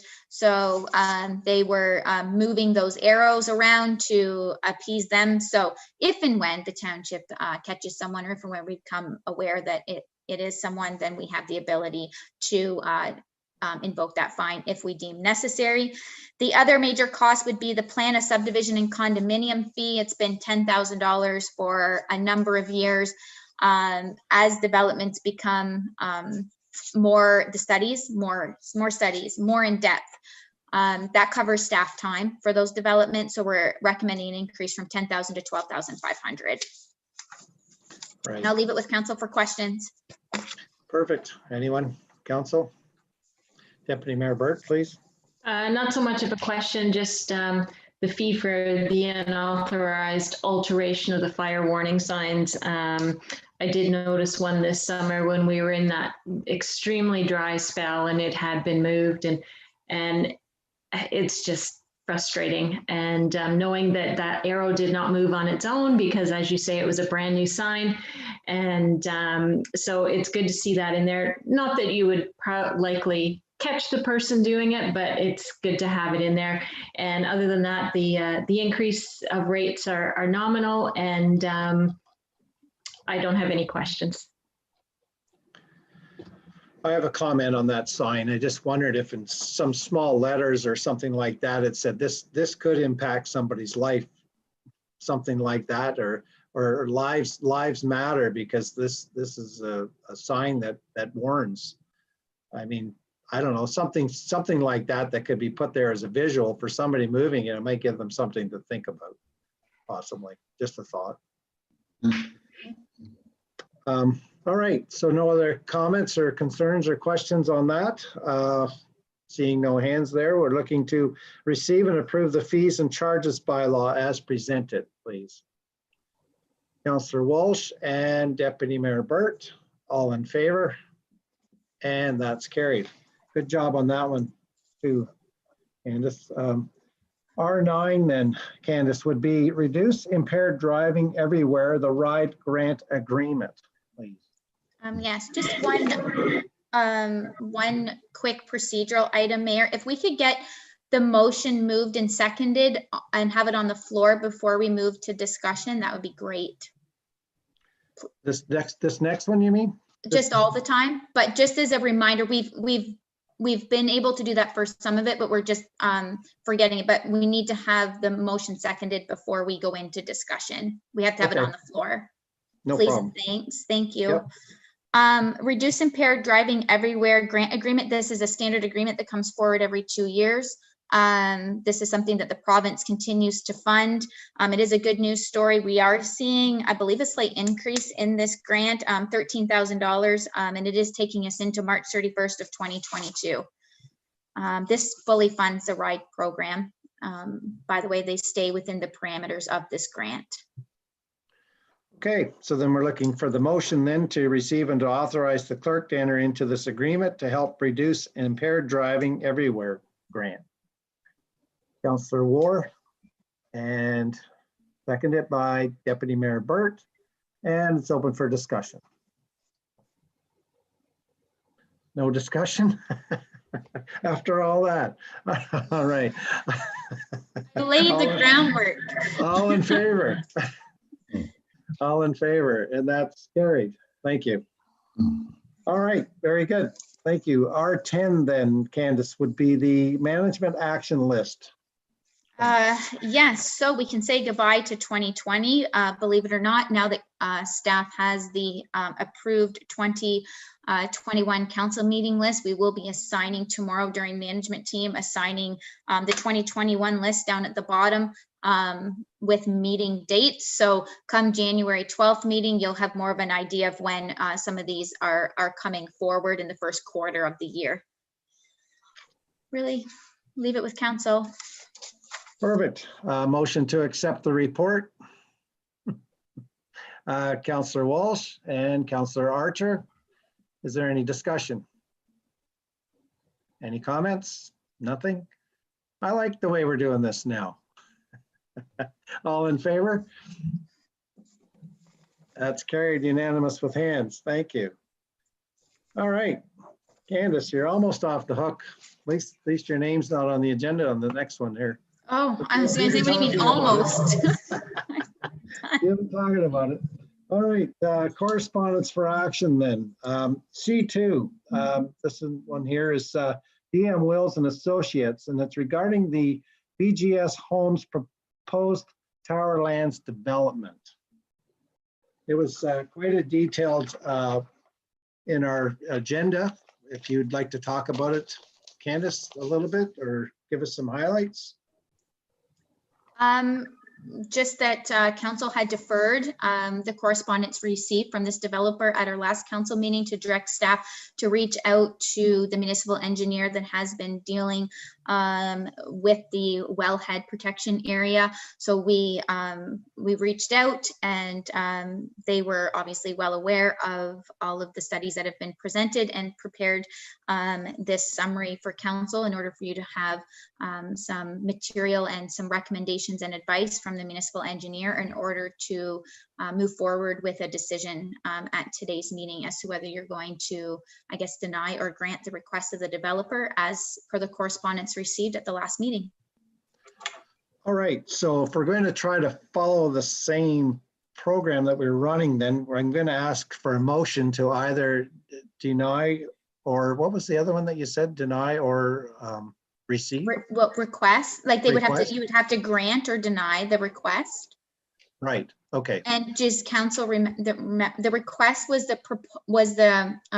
they submitted an amended preliminary development agreement that had some pretty impactful amendments to it, as well as they were looking for council to support a 1-year extension to the draft plan. And the reason we're just supporting it and not approving it, because obviously it's an upper tier Peterborough County decision because it is a subdivision. So we are not the approval authority. So they're just looking for council to support a 1-year draft plan extension. So as you know, this is with LPAT as well.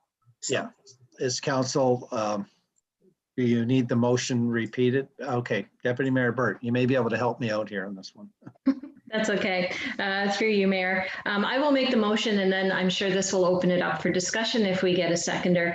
And I will make the motion to deny the request amending the preliminary development agreement and to deny the request of the 1-year extension for the draft plan. And if there's a seconder, we can get the discussion going. Okay, Councillor Archer has seconded that. All right, it's open for discussion. Deputy Mayor Burt, you've made the motion. You'd like to speak first? Sure. I was pleased to see this report from DM Wills come back so quickly. I didn't know that it would be coming to this meeting, so it's good to see it here before the end of the new year. And certainly just from even reading, you know, the first bullet point of the report on the first page, it certainly shows that the developer has not proven to us that a transport pathway won't be created and therefore affecting our wells. And there's quite an additional scope of work that does need to be done in order to prove that.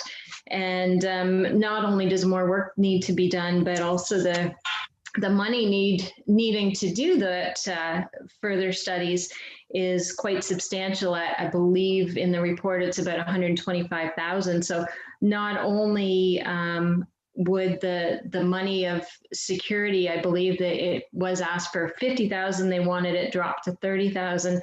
And to me, that needs to go up to 100,000. So that's my take on it, and opening it up to the rest of council. Okay, Councillor Walsh, I seen your hand and you're muted at this time. Through you, Mayor, it's pretty much echoing what the Deputy Mayor has pointed out. As I read through the letter from DM Wills, and you refer to those 3 bullet points on page 1, it certainly indicates that there is additional scope of work that is required and necessary. And again, to Deputy Mayor's point, that cost of that is substantially more than what's in that agreement that was proposed. So I'm fully in support of the motion that's on the floor right now. We need more information. Anyone else? Councillor Ward, please. Just echoing what Deputy Mayor Burt and Councillor Walsh were saying, that the scope of work, it's going to be impactful if it's done, and we certainly need it done. And just echoing what they've said, that the cost has to go way up for sure. Okay, just a point of clarification then, Candace, if you may. So a motion's been put on the floor now to deny, but to make something say that, and I'm not trying to put any words in it, but they've mentioned the monies now a couple of times of 120,000 or 100,000 or whatever. Should that be part of the motion going forward too? No, not a letter sent out to say whatever. You have a motion on the floor that didn't include that component that has been seconded. So that motion, I would recommend voting on that motion. And if an additional motion is presented by council to address the securities amount, then that would be addressed separately. Okay, yeah, I needed clarification on that because it's been mentioned a couple of times about the money. So, all right, so there is a motion. Councillor Archer, you had something? Well, no, I was just going to say, like, if we go through with our motion, it wouldn't matter what the amount of the security is because we're denying them the opportunity anyway. Correct? We adopted a preliminary development agreement in July 23rd of 2019 that required them to post $50,000 worth of securities to complete an engineering study. They have refused, the developer to date has refused to sign the agreement. It has been back and forth for the last, coming up now 2 years in the spring in an LPAT case with Peterborough County that the township is involved in.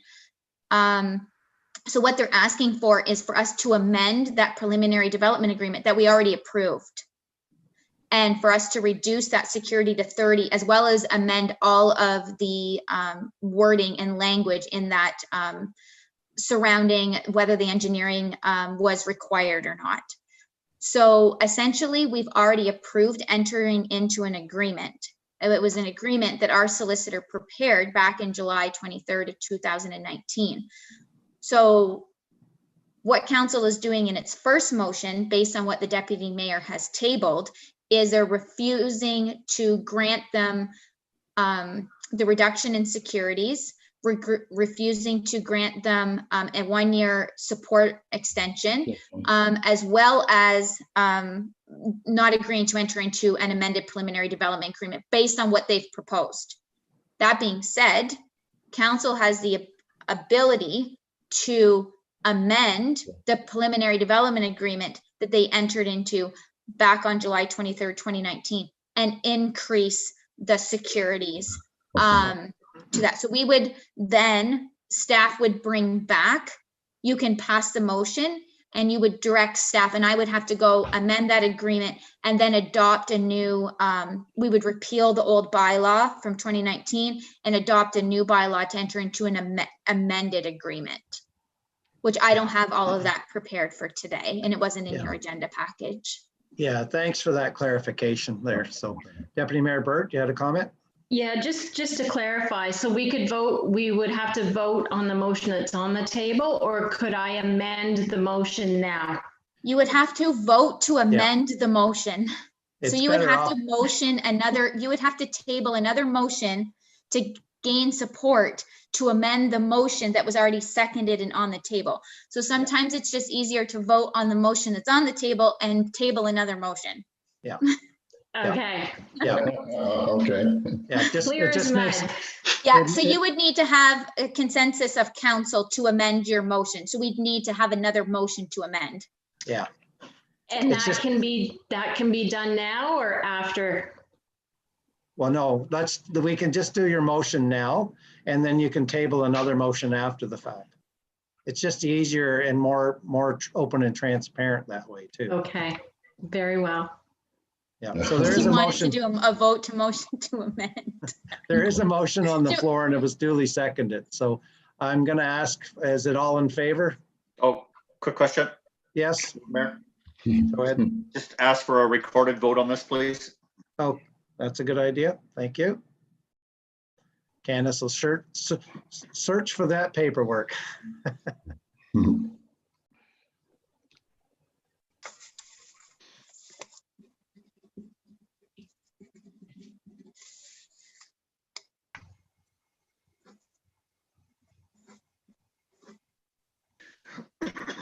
Okay, so the motion was to deny the request to amend the preliminary development agreement as proposed by the developer and to deny a 1-year extension to the draft plan as proposed by the developer. Councillor Walsh, Yes. Councillor War, Yes. Councillor Archer, Yes. Mayor Bonneau, Yes, Deputy Mayor Burt. Yes. Motion is carried. perfect. Thank you. Now, there was the mention of possibly another motion. Deputy Mayor Burt.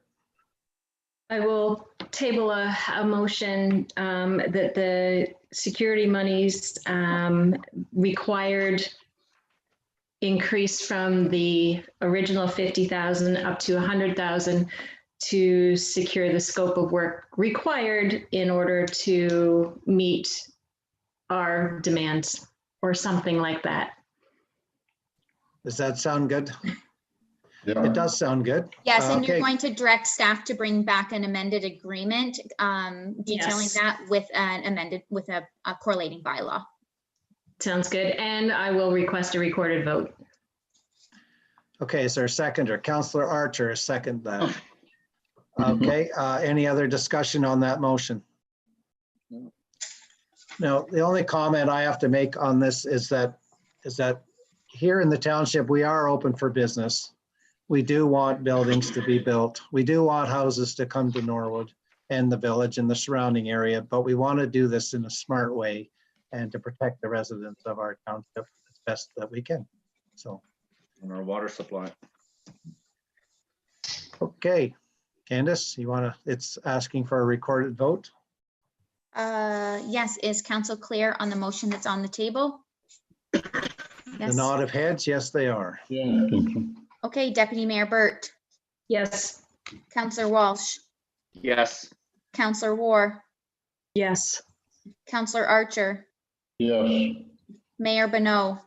Yes, Motion is carried. thank you. Okay, carrying on then. C3, the Township of Essa, Bill 229 project, Support and Recover from COVID-19 Act, Schedule 6, Conservation Authorities Act. Council, motion to receive and support or receive, how do we want to do this one? Deputy Mayor Burt, what's your motion? Receive, excuse me, motion to receive. Okay, second it. Councillor War, thank you. All in, oh, any discussion? Sorry. Seeing nothing, all in favor? And that has been carried. Thank you. C4, Lucky Lake and District Fire Department regarding the Jaws of Life that were donated. I need a motion to receive, I guess, on this one only. No? No, so you would be, they've requested that we donate. So I think there needs to be a little bit of background given on this if council would appease me, if that's okay through you, Mayor. So at a previous meeting, the fire department declared numerous items, capital equipment as surplus, and it went out to tender. Only 2 out of the 3 sets of extrication components went out through that tender. There is a set that is remaining. We will be re-tendering some of the items out on Gov Deals, but we have received this item of correspondence. They have been communicating with the township throughout 2020 in hopes of getting their hands on a set. So that is the background to it. So there is a set. We did go out to tender, and there is a set that's left over. Okay, so what would the motion be on this one then? Just, is there even a motion needed? Support the donation and donate the equipment to Lucky Lake Fire Department would Yeah, be thank you. what they're asking for, unless council denies it and says that they want and direct staff to move forward with re-tendering the equipment. Perfect. So I'm looking for a motion then, Council. Councillor War, you have something? No, I would like to make the motion that we do the donation to Lucky Lake and District Fire Department with the extrication equipment surplus. Well said, thank you. Need a seconder on that? Okay, Deputy Mayor Burt has seconded. It's open for discussion. Councillor Walsh. Just a quick question, if I can. Who will, again, heavy piece of equipment, we're donating it. Who's paying the shipping cost? Us? No, it won't be us. No? Okay, thank you. No. Yeah, I thought we're donating the equipment. Yeah, nice that we're donating the equipment, but not the shipping costs. Okay. Yeah, the township doesn't need to incur costs to give something away No. for free. Exactly. Okay. Any Thank other you. comments, Clarify. concerns, questions on the motion? Seeing none, all in favor? And that's carried unanimous. Thank you. Okay, C5, Township of Cavan Monaghan, regarding the Bill 229, proposed changes to the Conservation Authorities Act and Planning Act, Schedule 6. Councillor Ward. Through you, Mayor, I would like to make a motion to defer this correspondence to the January meeting. The reason being, I guess I'll leave it at that first, then discussion, right? Yeah, if we Well, could you get need a a sec- seconder, yeah. Need a seconder first, so do Yeah. I have a seconder on that? Deputy Mayor Burt then, so it's open for discussion then. Councillor Walsh, please. Actually, I'll let Councillor War start because she put the motion on the floor. That's very good. Thank you. Yeah, thank you for that. And the reason that I'd like to defer the correspondence until January is because I have an ORCA meeting coming up this Thursday. And I know that there's been discussion at county about the same about this. And it's not that I'm in disagreement. I think a lot of good points are made in this letter from Cavan Monaghan. I just want to see what my fellow committee members also have to say. And it's my due diligence to do that as a board member of ORCA. And so I would like to come back with something in January if that's possible. And I don't think it's time sensitive because I know that Queen's Park, they have done a winter break from December 9th till February 15th. So there isn't anyone sitting. It's already Schedule 6, Section 28 has already passed. And the commenting period is also passed. So I think we have some time to get some more background on this. Councillor Walsh, you had your hand up. Yeah, just through you, Mayor. I guess to kind of build upon Paul's comment, is there any discussion taking place of this at county level that potentially you and the deputy mayor could share? Yes. Yes. Okay, please share. Okay, well, anyway, Cavan Monaghan brought this forward as a resolution, basically. It really doesn't affect what's been passed at the province for the conservation authorities. All Cavan Monaghan was asking for was just to be more open and transparent and to get the reports out in a more timely manner and things after that.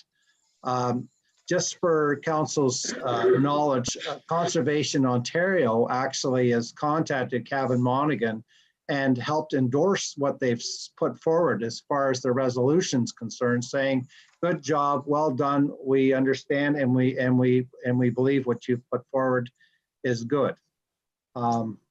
There was some heavy discussion at County Council about this matter. Deputy Mayor Burt, do you have anything you'd like to add to that? And I'll talk more after.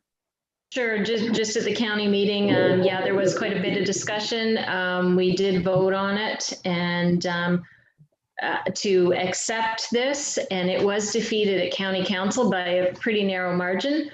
But with the next motion coming forward to receive the report, but that report would be taken back to the ORCA board members to discuss, and certainly I am looking at all the bullet points.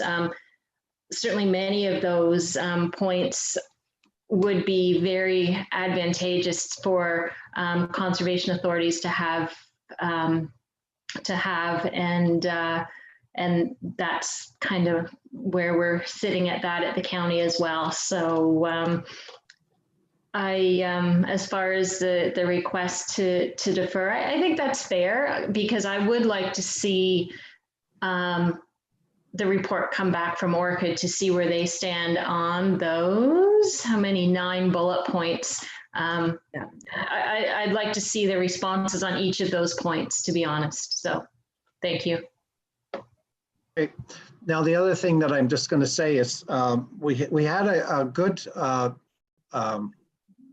we had the integrity commissioner yesterday at that was posted by county, and through that was brought forward that any members of council that actually sit on a board can actually vote how they feel in their own council, and they can vote a different way at their board also too. So you're not stuck just because you're a board member. You are a councillor of Asphodel-Norwood, as well as what we were explaining, that we're councillors for county council of all of Peterborough County. When we're there, we're to wear our hats basically, even though we're still mayors and deputy mayors of our townships. So, yep, Councillor Ward. Through you, Mayor, I respect that, comment, but the meeting is on Thursday, so I'd really like to have the input, and because it was narrowly defeated at county, the same thing, I would just like to see some input of what other committee members have to say, just out of respect, because I do sit on that board, and I just feel it's my fiscal responsibility to hear what the board has to say, as I would give any one of you that would sit on was important coming up. And that's my comment on that. Yep, no, that's fair. Yep, that's your motion. Is there anyone else that have anything further to put for input to this motion?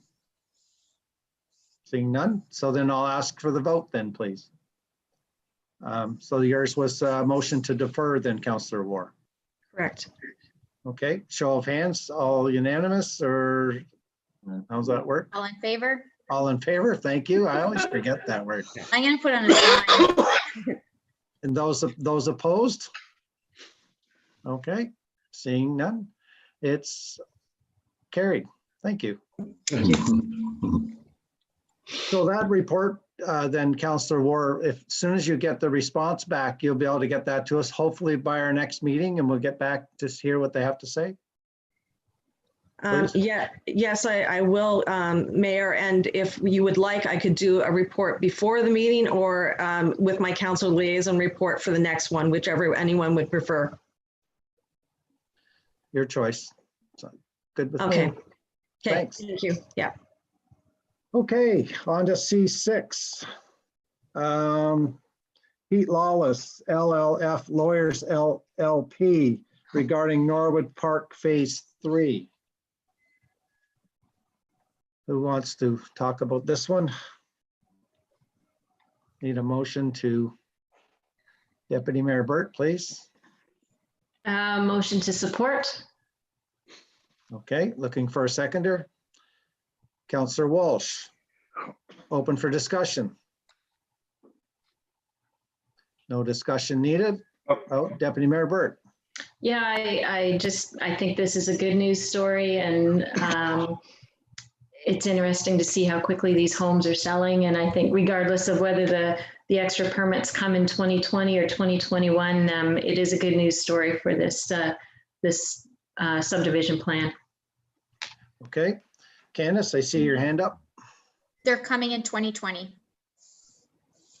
They will be issued before we go to Christmas break. Oh, great. That is good news. Yep, excellent. Okay, any other discussion on the motion? No. Nothing? Okay, all in favor? And that's carried. Thank you. Councilor liaison reports. Anybody have anything they'd like to bring forward at this time? Deputy Mayor Burt, please. Yeah, we had our council meeting on Friday, so I wasn't able to get a written report in for county council, so I'll do it now. As most of, or all of you would know, we had our election for the warden and appointment of the deputy warden. Warden's Jane Marie Jones and deputy warden is Andy Mitchell, so that was done last week. We had a delegation from Trent University. They presented a very detailed land use plan to county council, everything from new housing to transit, different partnerships and expansion. So it was an interesting presentation, and we'll see more of that coming forward. And just so you know, the tender of the Westwood Bridge is going out at an estimated cost of $1.177 million. And so that is going out right as we speak. We had a report from Waste Management, and it was a customer response report from the recycling from Mterra from January through, was it to November or September? I can't remember. I'd have to look that up. So I have that in my package. So what I'll do, I'll send that out to everybody, or perhaps will I send it to you, Candace, and then it'll go in the, okay, I'll send it to you and then it will go in the next agenda. That would be great. Okay, so I'll send that out. I won't get into that then. And, oh, there is one thing that wouldn't be in the report. There's concerns, of course, of wind-blown litter, and Durham Region is trying some different types of lids and kind of doing a pilot project. So they'll be providing information about that come June sometime. So we'll see about that, because that's always an issue. As Roger said, yesterday we had a code of conduct and conflict of interest training with our new Integrity Commissioner, Tony Fleming, and it was very good. And we did get the slide deck from it today, and I emailed the county and said we are part of that Integrity Commissioner group, and so I will also send that out. I have it. Oh, yeah. Do you have it? Okay. I do. Yeah, they sent it out to me yesterday, so I'll send it out to all of council. Yeah. Okay, that'd be good. That'd be good. And there's an official plan. Of course, the county is in the midst of updating their official plan, and the last report we got was a focus on agriculture and rural lands. And I will also include that. I'll send that to Candace so it can be included on the agenda for information, just so you can take a look at it. I've already touched on county budget dates as to what's that is going on. And then this, I know it's not a township committee, but it is a county committee that I'm on, the Federation of Agriculture. And there was an interesting topic that came up at our meeting last week. And just as township or municipalities have had to take over the railway crossings and upgrade them, now they are starting with private rail crossings. So if you own property on either side of a railway and you've been using that for years, say to get from one field to the other, pastures, hay, whatever, those private rail crossings also need to be updated. And you know, many landowners would be brushing those out. They have been looking after them for years. but now they're mandating how these crossings have to be upgraded. And some of the upgrades may cost $1,000, but there's been some upgrades where they want lighting and everything that's costing tens of thousands up to a couple $100,000. So if within the township, or if you know of any residents that are affected, I'm not sure we have any in the township. Let me know. I can send. Oh, Candace is nodding. Yes, we do. The OFA is gathering information and trying to help landowners. They don't have to be members of the OFA, and I can send along Mark Torrey as their member service representative, and they just like to get as much information as they can so that they can assist landowners in any way. So if anybody knows of anyone, let me know, and I'll get that contact information out. And certainly works better working together as a group versus individually, because you're not going to fight the railways on your own for a $100,000 bill. So I just wanted to let you know about that as well. And that's everything. Yeah, that was quite a report. What a shock on that one for the agricultural group. Yeah. Sure. Yeah. Well, anyone else have anything they want to bring forward at this time? No? Okay, seeing none. All right, CEO clerk's treasurer's list then, please, Candace. Thank you, Mayor. I'll keep it brief. We did touch on this earlier in the meeting, but it was on my list to mention to council that the library tree will be coming down next Wednesday. Tuesday, we will be removing the IODE bench that went around the tree and preserving the plaque. A lot of the wood is tyranny is going to be very difficult to salvage or save that deck wood that was used to build it, but we will be preserving the wood with the plank, and we're seeing what we're going to come up with in order to put that in. Maybe we can put it in the garden of the new courtyard or something. We're going to figure out something to ensure that that donation and plaque is always recognized. It's going to happen it's slated to happen Wednesday morning, first thing, first tree coming down of the day.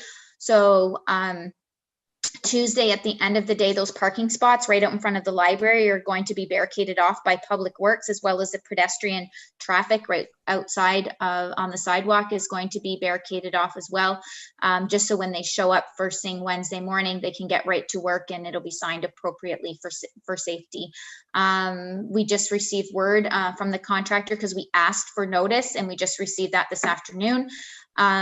So we are going to communicate that out to the library so they're aware, and at least we didn't expect to get a week's notice, so a week was nice to receive, so it can be well communicated out.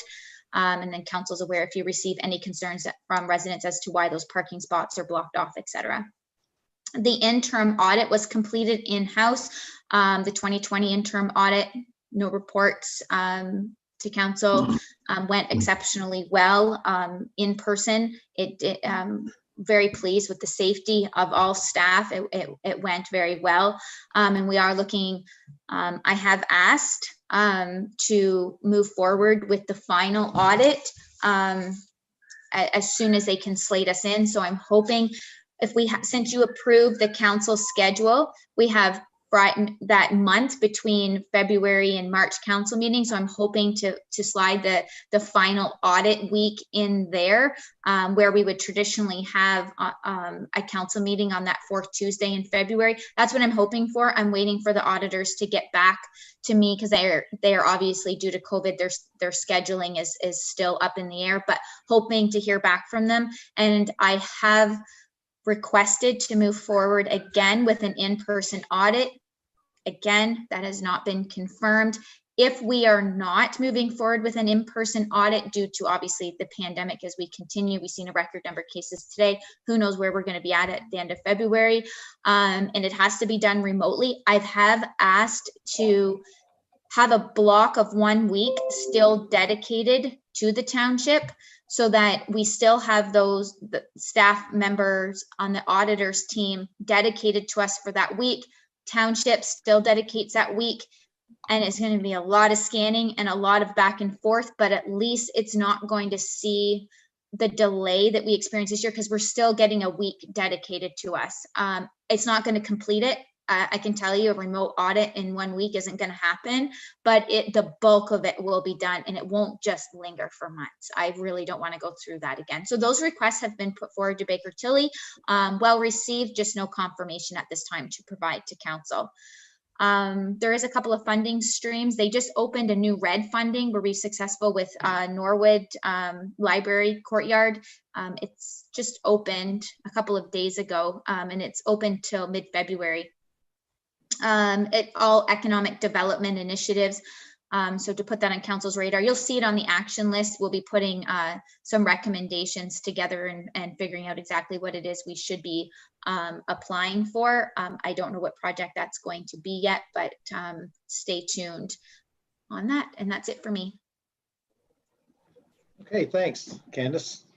Just for council to for their information, that Candace said way back, 6 years ago, I think, when she was doing the Treasury, that when it come to audit time, that this was a real pain, but it would get better in time.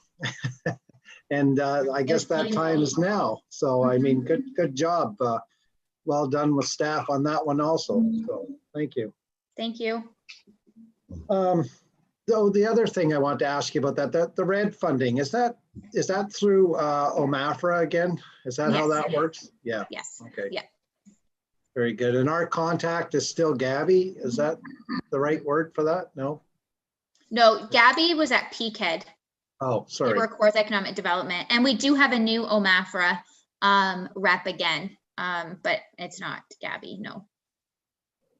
Okay, thank you for that. You're welcome. Okay, on to general business then. Anyone have anything under general business? Councillor Walsh, please. You're muted, sir. Thank you. You don't have to listen to me cough all day. Through you, Mayor. Candace, just community center update, how things are going. Obviously, we're in different times up there in Greg's absence. Just kind of want to know what's the latest, how's things going up there? I can speak to just the staffing side of it and the operations only. I can state that the team has pulled together exceptionally well and backfilling the gaps. Norwood minor hockey, just due to OMHA rules, are shutting down for 2 weeks over Christmas. So we are amending the schedule. We have had some families and whatnot wanting to take advantage of that ice, but by no means are we going to be able to fill all the Norwood minor hockey ice slots. So there will be a reduction in hours. The community center is going to be closed on Christmas Eve this year. Traditionally, it is open. There is no rentals slated. So we're going to close it and give the staff that extra day, as obviously everyone's working more hours than what they normally do. So Christmas Eve, Christmas Day, and Boxing Day, the community center will be closed.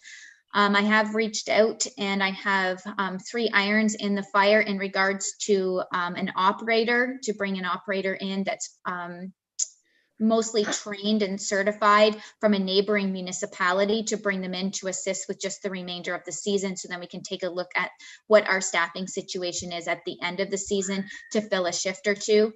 Yesterday I had to I have added a second attendant that will be addressing COVID related issues only during outside games. So when they have exhibition games with an outside center, we're part of Lando, Apsley, Norwood, Duro, Autonomy. So it's Lakefield, Apsley, Norwood, Duro, Autonomy, Lando.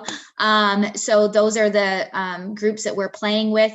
They're just talking to Apsley actually in regards to them coming over for games. Some things were highlighted to me, and I just feel the only way to ensure that everyone is safe and that people aren't being stretched too thin is to ensure that we have that second attendant. Norwood minor hockey obviously takes care of their own COVID-19 rules. The second attendant will only be there during the duration of those games, so it's a short shift, 2 to 3 hours, and they will be addressing COVID related issues with the other teams coming in, making sure that they're following our facility specific rules, making sure those numbers are staying under 50, making sure PPE, asking for hand sanitizer when people are on their way in, ensuring parents are directed to the viewing area, although it's signed, just providing that little extra direction, and ensuring that 10 to 15 minutes that we have to sanitize in between rentals, that the attendant is able to keep things on time. So they'll have an extra pair of hands during that time. So that has been added. I notified Norwood Minor Hockey last night. They brought it to their executive meeting, as far as I know. So they've been aware that the township is putting that in place. Since we have the 2-week break, it's going to allow me to speak to the current staff and be able to make any changes that we need for the January restart up. So other than that, the facilities moving forward, obviously canteens closed. The Millennium Room is being used very strategically, with only certain rentals, I guess for lack of a better term, being granted. We're not allowing really social events at this time as per Peterborough Public Health regulations. We are just sticking to, meetings or user groups that require it to ensure that an essential service is provided to the community, such as the Lions Club and the toy drive, and their flower program has been run out of the Millennium Room this past week, and it has been successfully run. The maximum of 10 people as per Peterborough Public Health is ongoing and is being respected. And the only other big change is eye protection is now required by all coaching staff that is being in close contact, less than 6 feet, to unmasked players.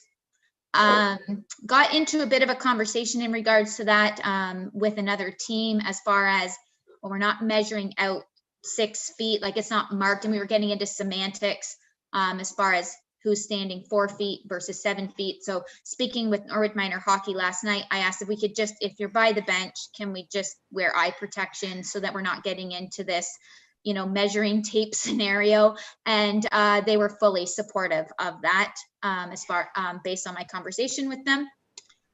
So all in all, everyone has stepped up. Things are moving ahead. And that's all I have to report. It's a lot, but if anything, I can make it sound simple. Good question, Councillor Walsh. Any other ones? Thank you. Nothing else under general business at this time? Anyone? Councillor Ward, please. Through you, Mayor. I was wondering if there's any discussion about perhaps the mayor sending out some holiday greetings to the residents, especially during this time when a lot of people can't celebrate with their families. He's going to do a video. Yeah. Oh, there we go. I didn't know. Woohoo. Yeah. Look forward to it. He's going to wear his red tie and everything. Oh, yes. Deputy Mayor Burt. You left him speechless. No, I have a comment, but I was going to leave it until I got a chance to speak. So, I guess just kind of on that festive note, I was just curious as to how many have signed up for the festive light tour. If you have, yes, the big light up the township, yes. 30. Oh, good. 30 properties. Yep. So 30, when you put it on a road tour where you have to go around and see all 30, it does take, probably a couple of hours to complete. So, and then there'll be lots of Christmas lights that the residents are going to see along the way that maybe residents didn't register for. And then next year, when we do this initiative, there's going to be a township stop on the roadmap, because there's going to be a municipal property that is going to be very festive. Love it. Yes. Yep. Nope, exciting times, that's for sure. Anyone else under general business? All right, now to answer Councillor Ward. Yes. Red tie, Santa hat. Just saying. Now, the other thing, keep that beard. Well, I'm gonna ask, should I keep the beard on or take the beard off? I keep No it trimmed. beard. Pardon me? No beard. No beard? Get rid of it? Only a real one. I thought you meant a fake one. No, I have a real one on, kind of. Yeah, but it's It's trimmed up, it's white. ask I'm your cheery. wife. That's not our job. Yeah. Excellent. Okay, now another question, not a question, more of a comment. I just wanted to bring, not all counselors get to come into town maybe at night sometimes, but I wanted to draw your attention to the snowflakes now in the downtown area. The older carriage lights that we have that go down our 45 are beautiful.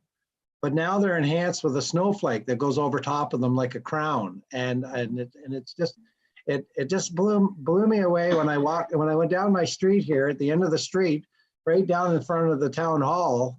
There's a light that shines right up Spring Street, and I was filled up with so much happiness and pride when I seen that more people need to come into town to actually take advantage and have a look at this. This is something we've thought about for years, and it's finally come true. And I'm going to start crying. I'm just so happy about it. It brought so much. I'm just proud to be part of Asphodel-Norwood, I guess, and the team that we have going forward here. So. One other thing I want to bring up was the Christmas tree lighting that we normally do when the parade is on. I haven't seen that because I'm so busy looking at the snowflakes. Are we doing it? The tree, is the tree lit up yet? I have to ask. Are we even doing that this year? It has been lit up? The tree Okay. is lit. As you know, the Legion takes on that initiative. There was a slight delay in getting the safety check done this year. There is a requirement that an electrician just does a safety check on the tree before it's lit once a year, just to make sure that all the checks and balances are in place from a safety perspective. There was a delay in getting that done, but as soon as it was done, it was lit. Right, yeah. It's not that I wasn't in the festive mood by no means, because I certainly am, but normally we have a senior of the year also that lights that tree up. So I don't know what we're going to do there. Maybe like at the curling rink there, or at the fairgrounds, they have a picture of the Fair Queen with a big COVID face on there for this year's Fair Queen. And maybe we should do that on the plaque, that maybe we had the little COVID thing come up and took away the pride of our lighting of the tree. So just a thought. All right, nothing else? So no, nothing that I can think of at this time. We do have some staff recognition and fire department recognition awards that traditionally would be given out at the volunteer and staff appreciation night. So I will be recognizing them. The certificates have been prepared. They have all been signed. They've been signed. We were going to do a social media campaign and recognize all of them, but not everyone likes to be highlighted on social media. So we can't just do some and not all. So that process has been changed. But there has been some that have met the 5 years on the staffing side. We have Nolan Beamish has been with us 5 years, the student, as well as Abby Hughes has been with us 5 years. Our manager of Public Works and Environmental Services, Jeff Walden, has been here 10 years. And Jenny Lyons, who is the caretaker of the medical center, has been with us 25 years. So she's been with us quite some time. There's also some numerous fire department members that have been acknowledged as well. And I'm trying to find the list because I don't know them off the top of my head because I don't know the fire department. So I will leave you to carry on if you have anything else to chat about while I find that list. no, just a comment. I was going to say, like, the more that you put out there that they've worked around and for the township for 35 to 40 years, is that if they've worked that long, then it's quite obvious that they're not that age anymore. So they have to quit lying about it and actually say their real age, I guess, in the long run, and not say that they're 35 going forward from now on when they've worked for us for 35 years. So yes, that is true. That is true. And I do have the list here, Mayor, so bear Oh. with me. Oh, good. I won't have to go on then. No, we want to avoid that if possible. No.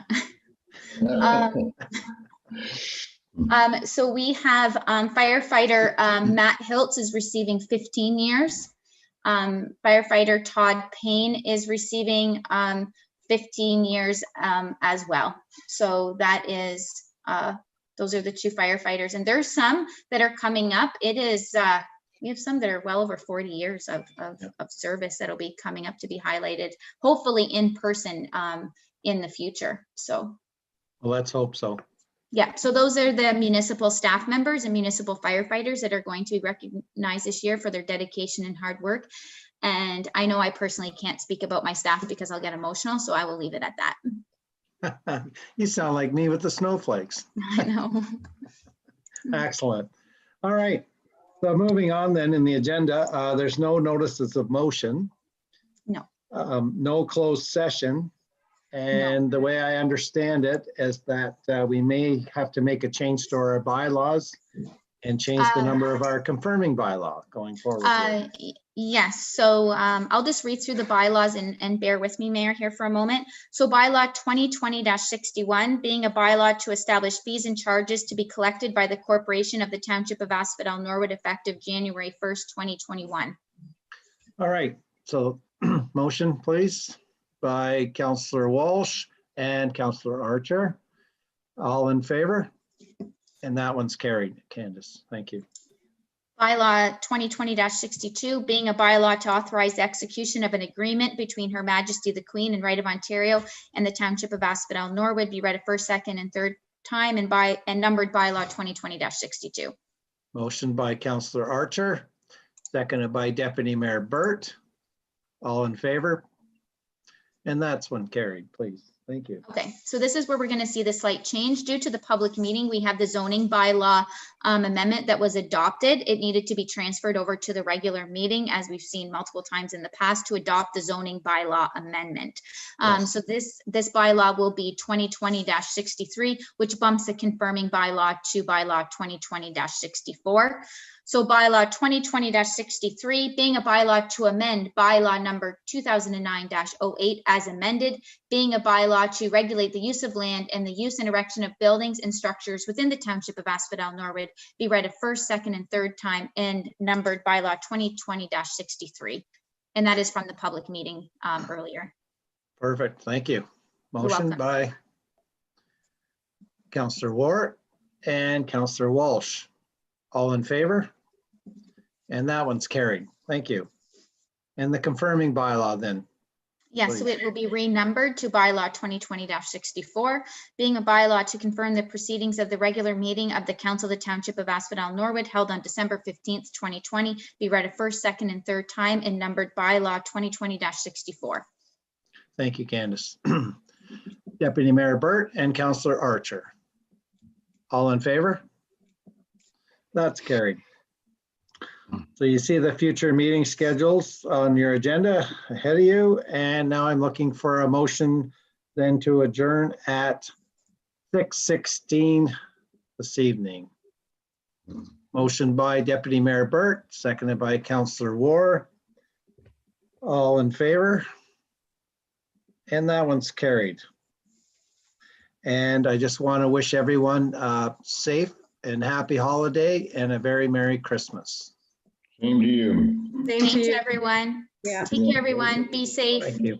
Candace, this Bye-bye. was an excellent meeting. Staff, well done. Pass the word on, please. Thank you. I will, Mayor.